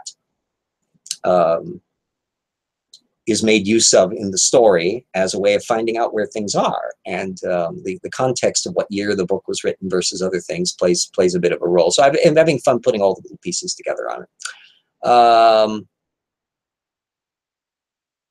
Steve Ballmer is now stuck in Indiana. Well, but at least Mr. Pence has moved on, I suppose that. Yeah, all that's kind of Midwest in the worldview of me. That there's the mountainy bits, and then it kind of turns into rolling stuff until you hit the Mississippi River, and then it gets very humid as you head to the kind of low hilly things on the East Coast, and that's my map of the United States in my head. Anyway, when I'm writing the novel format, I do all of the original chapters longhand. And I'm immersing myself in what is in effect a giant movie in the brain, as I'm visualizing the scenes and figuring out what the interactions are, where everything is taking place, and the moods of things, and what all I need to do research on. Do I need to find out whether the moon was rising or not? And once I have all of those bits and pieces worked out, then when I'm physically writing the finished text, I then gear shift into writing mode. And as Eat Meal could probably point out, I write in a very vivid style, which is Vernian and me-ian. And I was particularly delighted, Eat, when you said at some point when you were reading the book, you would hear my voice. And I go, yes, I have succeeded in infecting his brain with my speech patterns and writing style. But Paralogs of Fog is, it's about 500 pages long. It's a good size volume, a fairly quickie read. It's suitable for children. There's nothing scatological or racy about it, although the word Scheisen does occur. It's not necessarily entirely kids. I allude to things like bordellos and other stuff, although there's no scenes of that in the story. So it's one that kind of opens up a doorway. I haven't gotten much feedback yet from younger demographics that might read the book, 10, 12, 15-year-olds, something like that, to see what their reaction. So all the ones so far have been adults. And we'll see how all that works out as time passes. I know at least what the novel will look like in terms of its cover format, because I'll be doing it in the same way that I did the first one, and I'll be changing the same look but with a different color scheme, because it's taking place in a lot of deserty environments, and so it'll have kind of a yellowish orange format, but the same structure. The Paralogues of Phileas Fogg 2, Under the Southern Double Cross. He plotted out most of the structure of the third novel, Jewels to the Flame, and then the fourth story where we finally learn about Phileas Fogg's daddy and what events took place regarding the thing that he helped build later. And then there's a whole bunch of farther novels downstream that I have plotted out the structures of, but they haven't yet staged to the point where I've got them out in the chapter format. Scheiße. Scheisen. Oh, it's with an SZ. Shit. Fino. SCHI, the SZ, E. I think that's it, because I have a not German woman, but she learned the cuss word, so even if it's slightly off, it's okay that she could use it because she'd heard somebody else use it, and she just wanted to have a swear word, but not another swear word. It's spoken actually by one of the few characters in Phileas Fogg that's a real person. There's just a handful of people that pop up in the storyline that are actually real from 1872. And I know a bit of German, and not any French really, but I have a whole bunch of characters who are supposedly French. And so I had to occasionally, Dupin in particular would be, Auguste Dupin, Edgar Allan Poe's detective, he would be prone to do those sort of Hercule Poirot-isms where he would be dangling French words like incroyable or something like that that he would use in the thing instead of translating it into the English. And then in other areas, I had to play off the fact that I don't know the language at all. So all the scenes in Yokohama involving the people chasing after Passepartout who are Japanese, I don't know Japanese at all, and let alone 1870s colloquial Japanese to figure out what a conversation would sound like. So I all treated it like a Hitchcock film, all done silent, to where you're looking at it from afar. And when people were, when they were talking in English, I didn't care about the structure of the colloquial Japanese because they would be speaking English. So I could wriggle around the fact that I don't know diddly squat about Japanese. Well, gosh, 8 o'clock. I've certainly dithered on for a while here, and entirely me, because nobody showed up to join in the conversation. That would be the after show. So do I keep on rattling on here, gang, or do I pull the plug as an old fart who's spoken on too much? I don't know. You in the peanut gallery should tell me. And I will not let there be reptile museum. Fino says, is that led by Silurians? Ooh, that's sort of Doctor Who. Isn't that the weird little creatures that live down in one of the Doctor Who's episodes? Keep babbling. Okay. Yeah, I'm hoping the course of the various Fogg novels, if I can keep at it. Remember, you have to buy my book so I can keep living, and donate and become Patreons and all that. $10 challenge, you know, everybody you know.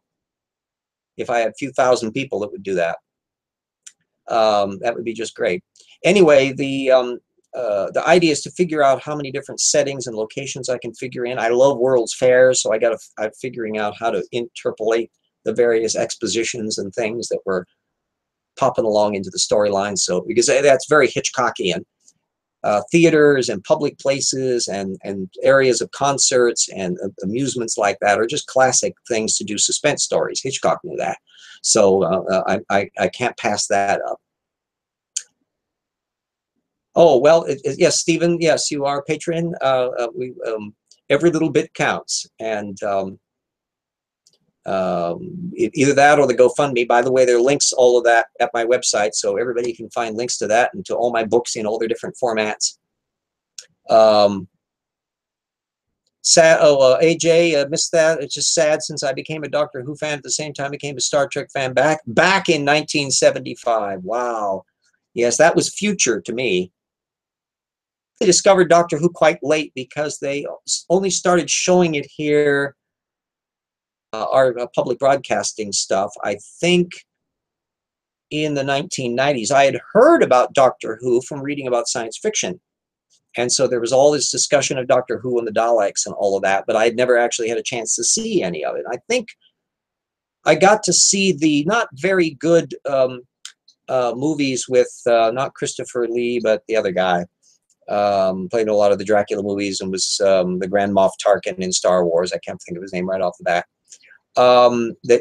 Played Who in two of color movies around 65-ish or so. They were based on the Dalek ones after the Daleks had become so successful. But I didn't actually get to see the series until it was finally started to be showing here, and I think that was in like the 1980s or 90s, and late 80s, I think. And that was the ones with Tom Baker initially, and then Peter Cushing. Thank you, Paranorm. Always loved Peter Cushing. He was a wonderful little actor. In fact, he's the reason why Alec Guinness played Obi-Wan Kenobi in Star Wars. Alec Guinness was asking Peter Cushing, who he knew, said, well, this is a science fiction. I've never done a science fiction before, and I really don't know whether it's a good thing to do or not. And Cushing said, oh, take it. It'll be fun. You'll enjoy it. And the rest is history. Yeah, Stephen Bauman said, Tom Baker is my doctor. He is for me, too. And, the Fino says, so playing Moff Tarkin was a cushy job? Well, by his age, remember, Cushing was never a major leading man, except in some of the minor films that he did, playing Dracula hunting and all that at Hammer Films. He was a respected actor, but and a wonderful one. He always gave excellent performances. But it was just, the main thing is that it was an easy gig, that he enjoyed doing it, he didn't feel demeaned or anything by it. And fortunately for the world, Lucas was operating on an extremely tight budget. Had $50 million to spend. He would have made an overblown monstrosity. Instead, he produced by accident and design a crystalline thing that took off and turned into something way bigger than what he would have done otherwise. Fino asked, didn't Guinness not enjoy filming too much? I don't think he had a problem with, other than just the physical circumstance that they were filming in Morocco in intense heat at times, and so there was a bit of that, but I don't think he had a bad experience doing the film. And he was probably a little bit concerned about the idea of maybe being typecast by it a bit. But then again, he was in David Lean's last movie, Passage to India, after that. So he managed to transcend all that. Probably the guy that helped change the dynamic completely is Patrick Stewart, who moved back and forth from Shakespeare to science fiction and was in I, Claudius and did Dune, and then, of course, as Jean-Luc Picard in Star Trek, and then Xavier in the X-Men series. That now it essentially says, don't worry about the typecasting part. You know, you can do whatever you want if you're a powerful enough actor, and you can just hold on. And so that stereotyping of science fiction as something you do if you don't have any career left has kind of changed now. So we're fortunately a lot past that. Oh, Steve Bauman asked, did anyone see the Doctor Who sketch with Mr. Bean as the Doctor? I don't think I did. No, I can imagine. Oh, Paranormal will bring up the movie Excalibur. Yeah, it's one of my nice favorite ones. I think it's a Borman's movies. That's my favorite. He could be a little too artsy for his own good. He could go overboard a bit on stuff. But Zardoz, after all. But Excalibur is interesting. And it was one of the first movies that I really noticed Helen Mirren. And I just loved, what's his name's Merlin. who was, by the way, the ex-boyfriend of Helen Mirren at the time. So they had an interesting thing on there. And there's just a positive glut. Liam Neeson, I think that was one of his very first movies. There was a whole slew of performers that everybody recognizes now, but this was early work that they were doing, and it's fun.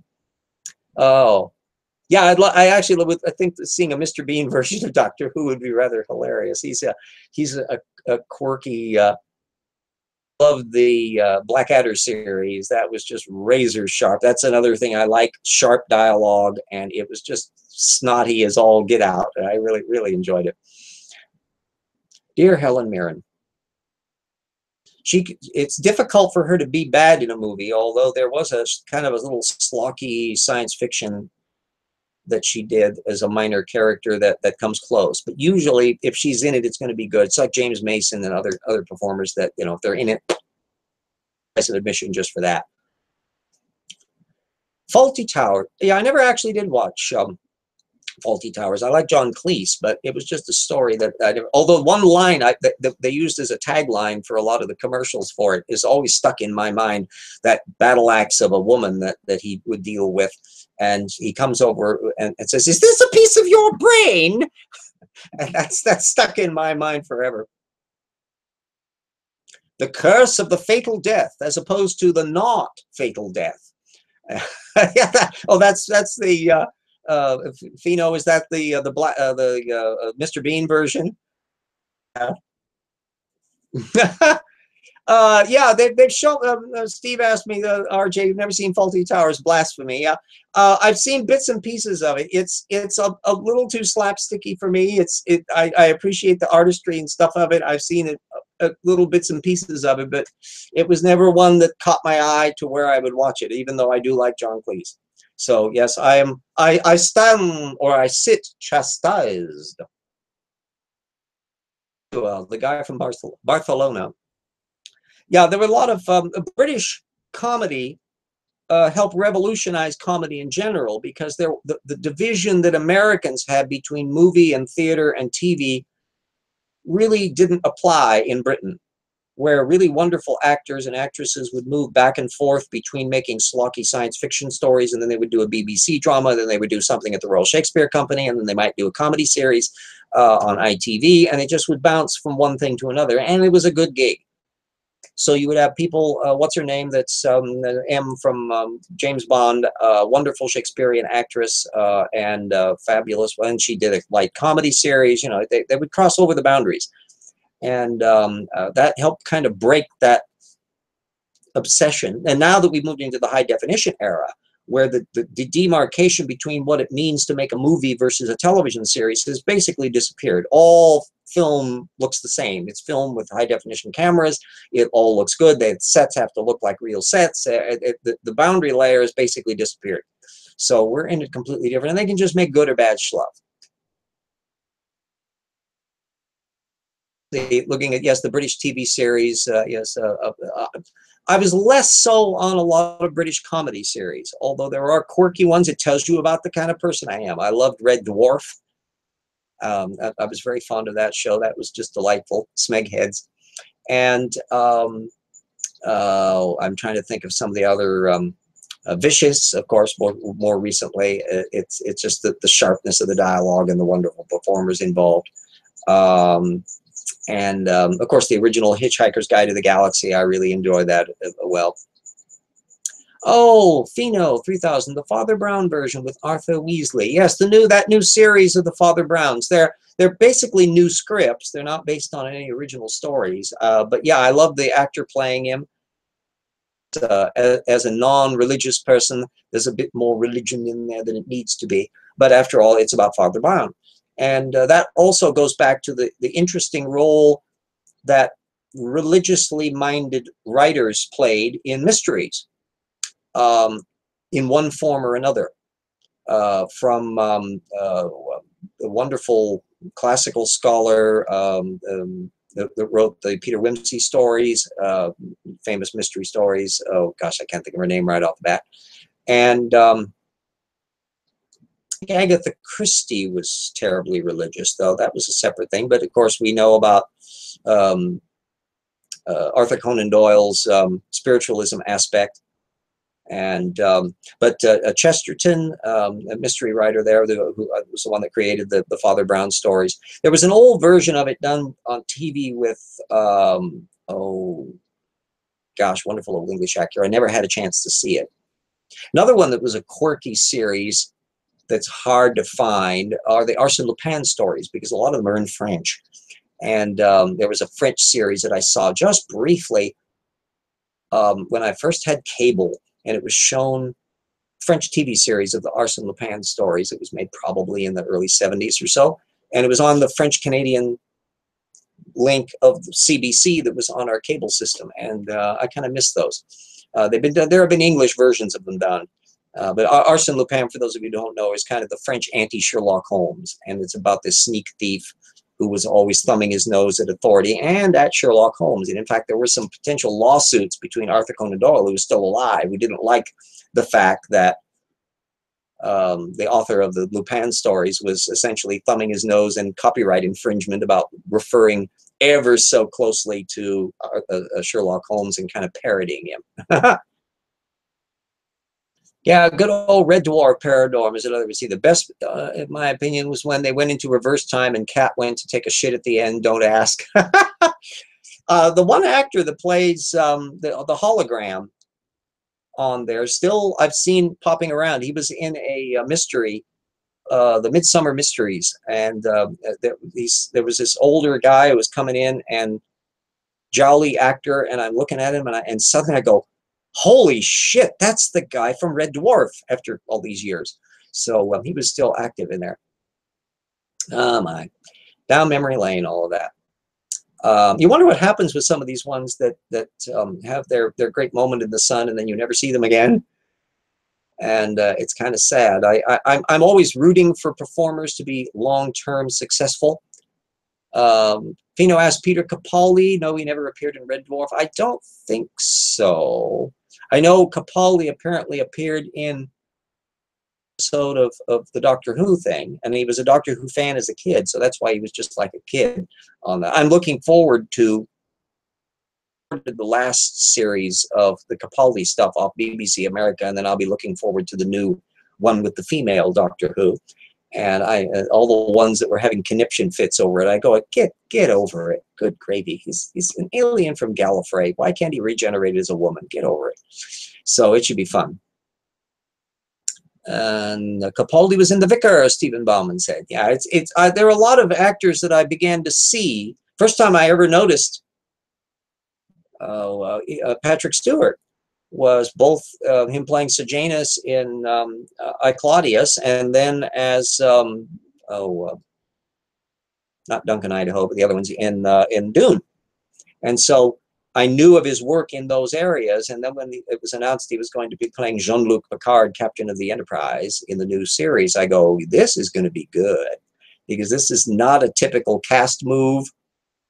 It's an older gravitas kind of character, and the name itself, Jean-Luc Picard, this is not cliche hero thing. And I go, yeah, this is going to be interesting, and it turned out to be. You know. AJS says, I still say Marina Sirtis should be playing the female Doctor. I actually, when I heard about that, I immediately said, yes, I could go for her to play a Doctor at the very least. I adore Marina Sirtis. She's just cool. And I could easily see her doing something. But we'll see what happens on the circumstance. Now that they've kind of broken out of the mold, all the kinds of things that they can go off and do, we will see. Gurney Halleck, thank you, AJS. Yes, he was carrying around a little pug dog, I think, in some of the battle scenes. He'd kept the family dog and was still preserving it and fighting with a battle and carrying the damn dog around with him, which I thought was a little minor detail. Perhaps he could give a reaction from the audience on David Lynch's Dune, because it's a masterpiece. It's a flawed masterpiece, but it's really a major film. And I agree with Harlan Ellison, who at the time it came out said that it's the Gone with the Wind of science fiction films. It's a significant movie. I have some quibbles with it. I think that the Baron Harkonnen was a little over the top with the pus and all that kind of stuff. that's not really in the film or in the book. But the actor playing him was excellent, and the casting really was quite good all the way down the line. And the scenic design on it was just incredibly vivid, and the score was very good. It was one that is very well balanced. It's effective in almost all of its moments, and it's a film that has a few little glitches to it that I would quibble on, but overall it's audacious and it hits the mark in doing a film that's really difficult to condense down into anything manageable. Yeah, the weirding modules, any of that stuff, the little shield thing, AJ says the Dune was good, but the weirding modules pissed me right the fuck off. It was always tricky to do that. The shield, I didn't like, but it was pushing the envelope of digital at the time. They were still doing model work. They had to do optical shots. This was all pre-digital. The kind of stuff that was effortless to do when they did the TV series, the BBC did about 10 years later, which, by the way, the first one was okay and riffed an awful lot off of the David Lynch film because he did it so well. Some of the things involving the little pain box and all that were very much like the film version, but how could you do it any better? But the other one, the second Children of Dune, really was quite good on its own merit. And I think that was better a sequel than the first one. No, Queen, Paranoid Queen did not do the score. Toto did the score for Dune. Queen did the score for Flash Gordon, and both very good scores. But yeah, it was Toto that did the score for Dune, and it was not nominated for anything. But there are some of the moments in there, like when they first arrive at Dune, and some of the other dramatic moments that are just beautifully done score. It's very effectively done, and they don't need to be ashamed of that one at all. And it was a tough project to do. Trying to think, Steve Dune could have done without that singer. Forgot his name. Oh, Sting. Actually, I had no problem with Sting. He was a quirky little fellow. He's not a great actor, but he was okay. And I was only on screen for a short period of time. And had just the kind of little creepy, nasty quality about to go into it. Oh yeah, Fino says the desert scenes looked a lot bloom screen or matte painting too obviously. Well, a lot of it was actually filmed desert in real places. It was hot as Hades.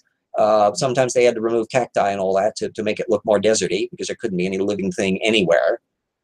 The optical shots were the limitations of optical shots. The same problem with what Star Wars was doing during the same period. This was just at the cusp. Flash Gordon is of interest because it was one of the very first movies that used some of the new cutting-edge digital compositing that was just coming on. But then in the next 10 years, then it started to take over, and the rest was history. Oh, in the new series, RJ, yeah, that was done essentially kind of blue screeny sort of stuff, to some extent to save cost, to where you don't have to worry about filming anywhere. You just film it on a artificial environment. Sometimes it looks that way. That's part of the problem with some of Peter Jackson's Hobbit, that there are sections that are so elaborate that you realize they're too elaborate for anybody to have actually physically built such a thing, and so it kind of brings you out from that end. I always have a soft spot for directors like Nolan who like to film practical. So they can, if they can do it full scale or with real settings, they like to do it because there's just a visceral reality that you get out of that it's hard to do. The series version of Fade Ralph was better than Sting's. That's I think overall, a lot of the performers in that were well cast. There would have been very few adjustments I would have done to Lynch's version, though. I would have liked to have seen a scene where the Lady Harkonnen gets to visit the Arboretum in the palace. There's a neat little moment there. And I would have cut back on the pus and all of that with Baron Harkonnen, although the actor was quite effectively done. But other than that, it's relatively minor. He condensed a plot that's really elaborate and effectively making a good arc at the end of the story that's not entirely correct. But you know, the idea that Paul basically folds space from water to dune, which is not a good thing to do if you're going to keep the spice. It's going to kill all the worms, you know, so we don't really want to think too much about that. Oh, that was the other aspect that I really would have wanted made clearer. The idea that terraforming the planet, that the only way that they could ever keep their spice production was to keep the planet dry, because that was fatal to the worms. So that there was an ecological and environmental subtext that was very clear in the book that kind of got lost in the shuffle in the film version, and I would have liked that done a little bit clearer. Yes, Stephen Bauman says the pus was the best part. It had an awful lot of wonderful over-the-top performances in it. I mean, it was just scenery chewing up and down and in and out, and that was very David Lynchy. This was right around the same time, of course, that he was doing Twin Peaks, and we were getting used to his very surreal circumstance. But I love the set designer on it, and we have to remember that Frank Herbert liked the film. He was satisfied with it. And when the author of the story is okay with the film version, that should count for something. Goodbye. Yeah, I should probably be cutting up here because it's 8:27. I've dither-dathered. And yes, no spice, no navigators, no FTL voyages, Fino asks. The thing that was a problem with things that Herbert never worked out in the novel, although you had 10,000 years, I suppose, to do it, is how the hell did anybody travel interstellar before you had the spice? I mean, you had to have that.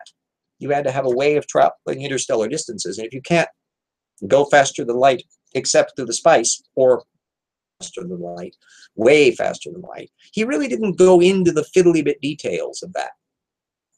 And admittedly, 10,000 years gives you a lot of room to play with. But it was a thing that bothered me at the time that I read the book. Which I think was about the time it came out. I think I read it in '65. I'll recommend for those of you who are fiction readers that you could read the book that lost to Dune, which is The Witches of Kars. I'll type that out, in fact, so everybody can see it, which is a wonderful comic science fiction epic that would make a good movie. And you could really do it effectively now. And the Sheem assassins and the Nardby sprites and Grit dogs and all the stuff that would be relatively easy to do with digital today, that would have just blown the budget if you had tried to film it back in the 1960s or even the 1980s. It would have been an expensive movie to do. But it's a rip-snorting space opera, funny plot about these little telekinetic witches, these little children who get separated from their family, and we coerce Captain Pauser de Bekeldepane, who's this hapless nebbish of a captain who has more pretensions than skill, and a ne'er-do-well, and drags him through a series of dangerous adventures to help them get back to where he's supposed to go. And it's a wonderful story. It's a comic story, and yet also touching and clever, and deserves to be made into a movie. Fino points out, yes, the Butlerian jihad is the robot war that put them off from the mechanical life forever. Yeah, that was an interesting plot line in Dune, the idea that the mechanical brains were forbidden, and of course that's why they had to have the mentats and all of it. And I like the concept of that. That was an interesting detail, and I think Lynch did a good job of suggesting the implications of that without bogging the plot down too much to go into it. That there was this, I like the fact that he didn't explain everything. There's a wonderful scene I thought was typically Lynchian that was nice for me. There's a scene where Paul is in his room, and he's taking out a little tube, and he runs it over these little like wiener-like things that are in a case, and it says safe, and it's obviously a food tester thing. He doesn't explain it, and you wouldn't explain it. And I like the fact that he would not necessarily explain the things, you would just see it, because nobody would stop to explain it. In the same way that nobody flipping on a light switch ever explains the history of the Edison company. You have to move it on. And so the idea that you would have technology that would be just there, and if you stop and think about it, you can ponder the implications of it, that they have devices to check for food safety right off the bat, because everything's paranoid and people get poisoned without actually going into it. The wiener-like things were bars of pure spice age. I don't know that that was the case. I don't think it was being fed spice. If you got some stuff in the book, that was the case. But in the film version, I was assuming they were just food. The thing was that there was always spice in the air, and gradually anybody that spent any time on the planet would start becoming acclimated to it. But I would take issue with you, AJS. I do not think the little wieners, because he had just arrived on the planet, and there would have been absolutely no reason. I don't think the Bene Gesserit were anxious to be pumping spice into him for reasons they had in their own thing. So that information from the novel that suggested that was the case, it may very well be. But the film version certainly didn't give that impression, and that's not how I took it. So anyway, now I'm getting grumpy cat here. So 8:31 here, which is already past 11 o'clock, nearing the witching hour. I turn into a pumpkin at midnight, maybe. And thank you very much. I think we will be pulling this to a shore. And thank you very much for the after show. Hope I didn't bore people. I would have loved to have had a guest come in and have an actual verbal interaction. Because even though I can talk indefinitely, I also like conversation with the people. So I will just end off on my obligatory, please, if you like my work in any way, shape, or form, and have some scratch knocking around to either support the GoFundMe or a Patreon, or buy either one of my books. If you like the science, you can get Evolution Slam Dunk, which is the kit butt. An incredible tour de force, as paleontologist Christine Janis reviewed it at Amazon, and or the Paralogs of Phileas Fogg novel, which EJ could attest is a good book. And nice little fun novel. Better than I was expecting that I could ever write, and I'm very proud of it. So all of those things are potential revenue streams for the gaunt Mr. Downard, who is just making ends meet as best as I can. I was spending all day today working on TIP as usual, plugging in the information and stuff. In fact, I'd started up earlier with yesterday and that with a video from Fazal Rana, who had I'd linked to from one of his little tweets. I follow him on Twitter. He was dithering on about intelligent design, irreducible complexity, where he kind of sort of says it's not really a good idea. It's not really true, but it is kind of sort of. So it was a very waffly thing, and it had virtually no sources or anything in it. So actually I ended up putting it in the bibliography and also tossing a bunch of stuff off, pointing out all the material on the flagellum and that he didn't seem to know about or didn't want to tell his readers about. The more information that we have out there, the more we connect up together. I've found so many wonderful new science works by the people that I'm connecting up with my little spider tendrils in Twitter and other venues, to where technical people that are working in the field, they're bringing up their technical work, and I go, wow, that's neat. I didn't know about that, and can plug it in there. So I'm constantly strengthening up my field with the goal in mind that the more we interconnect together, the more we can be ahead of the game on all of these science issues and pick our battles carefully. As fun as it is to go after flat earthers like Jeranism, it's trivial. It's just an amusement that you do, recognizing that, because they're not important, and there's no flat earthers in government. Young earth creationists, anti-evolutionists, yep, they are those in government, and they're making stupid decisions. Yes, you should go back on Twitter. I find it an interesting venue. Unlike Facebook, or for that matter, the great debate community, where everything is kind of little compartmental blobs and it's hard to follow what each new thread is, everything is linear in Twitter. And so all the ones I follow, I've got two classes of things I follow.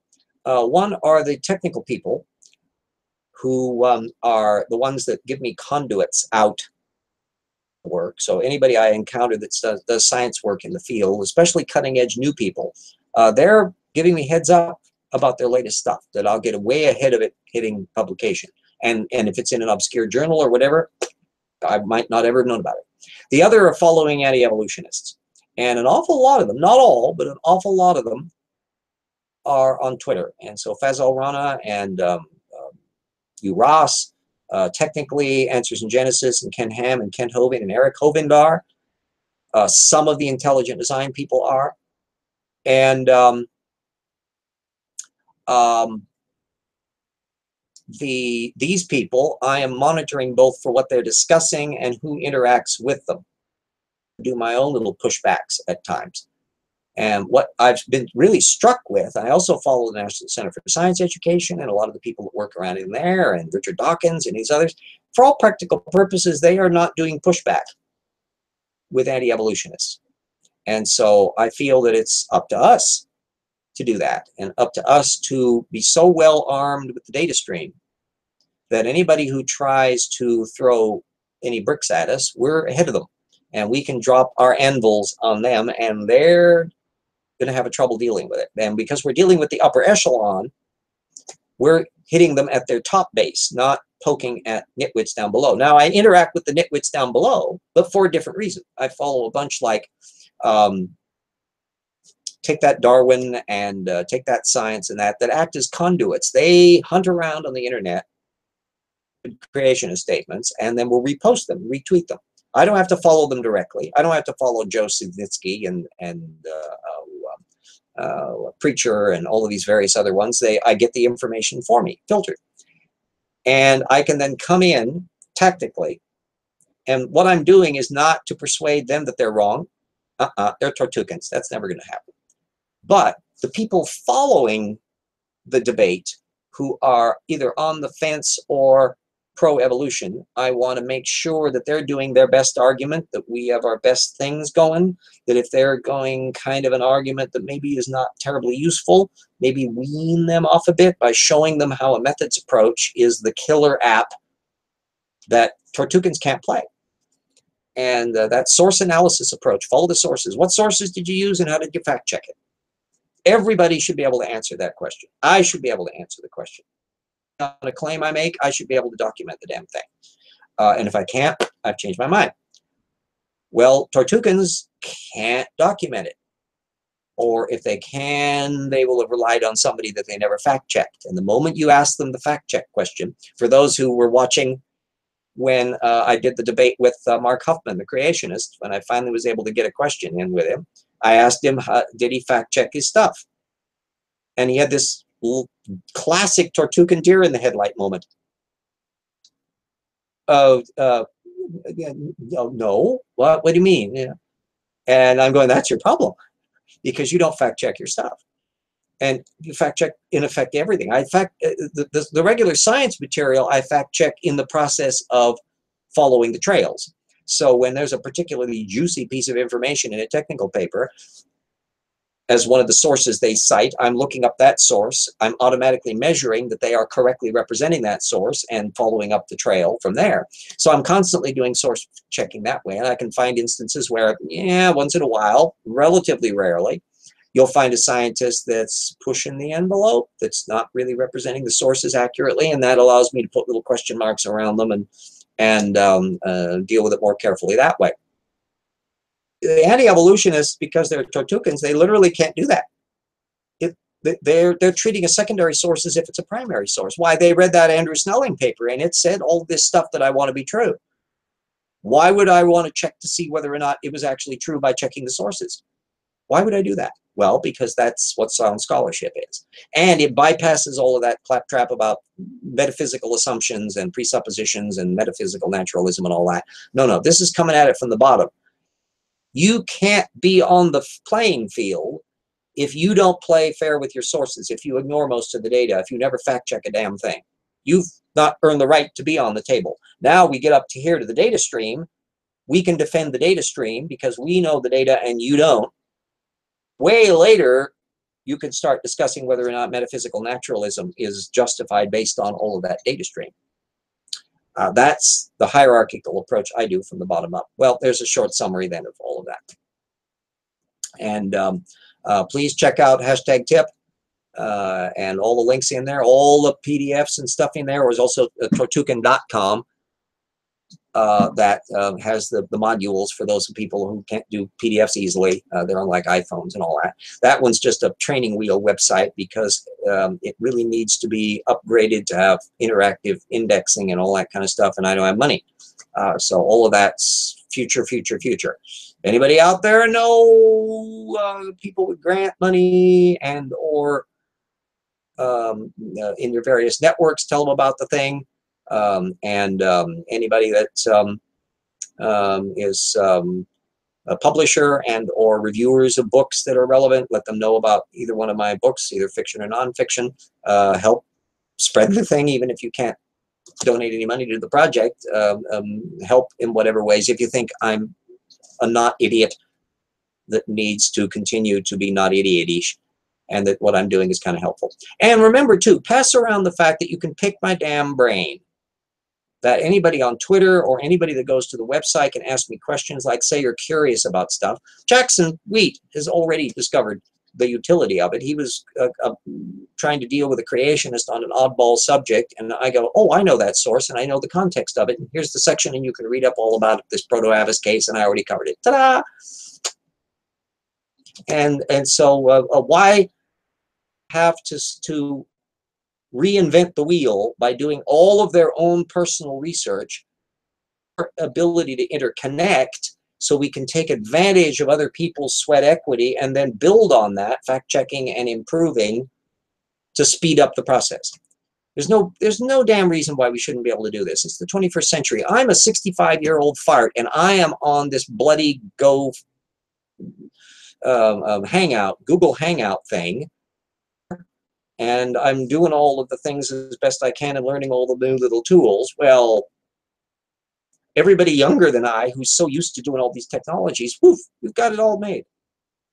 And you can use the Google searching, if you know the sound methodology involved, to find the original text of stuff, where you can get the PDFs of things. The vast majority of technical literature is free to everybody if you know how to hunt for it. Even though the official website may be behind a firewall, the professor may have posted the damn paper years ago on Academia EDU, and you can get it that way. So the more you want to track down points of issue, the better we can do all of that. Talks for the day.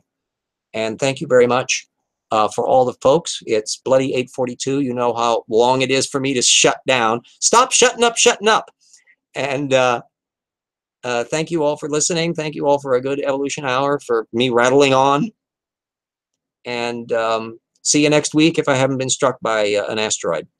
Au revoir, auf Wiedersehen, aloha from #tip.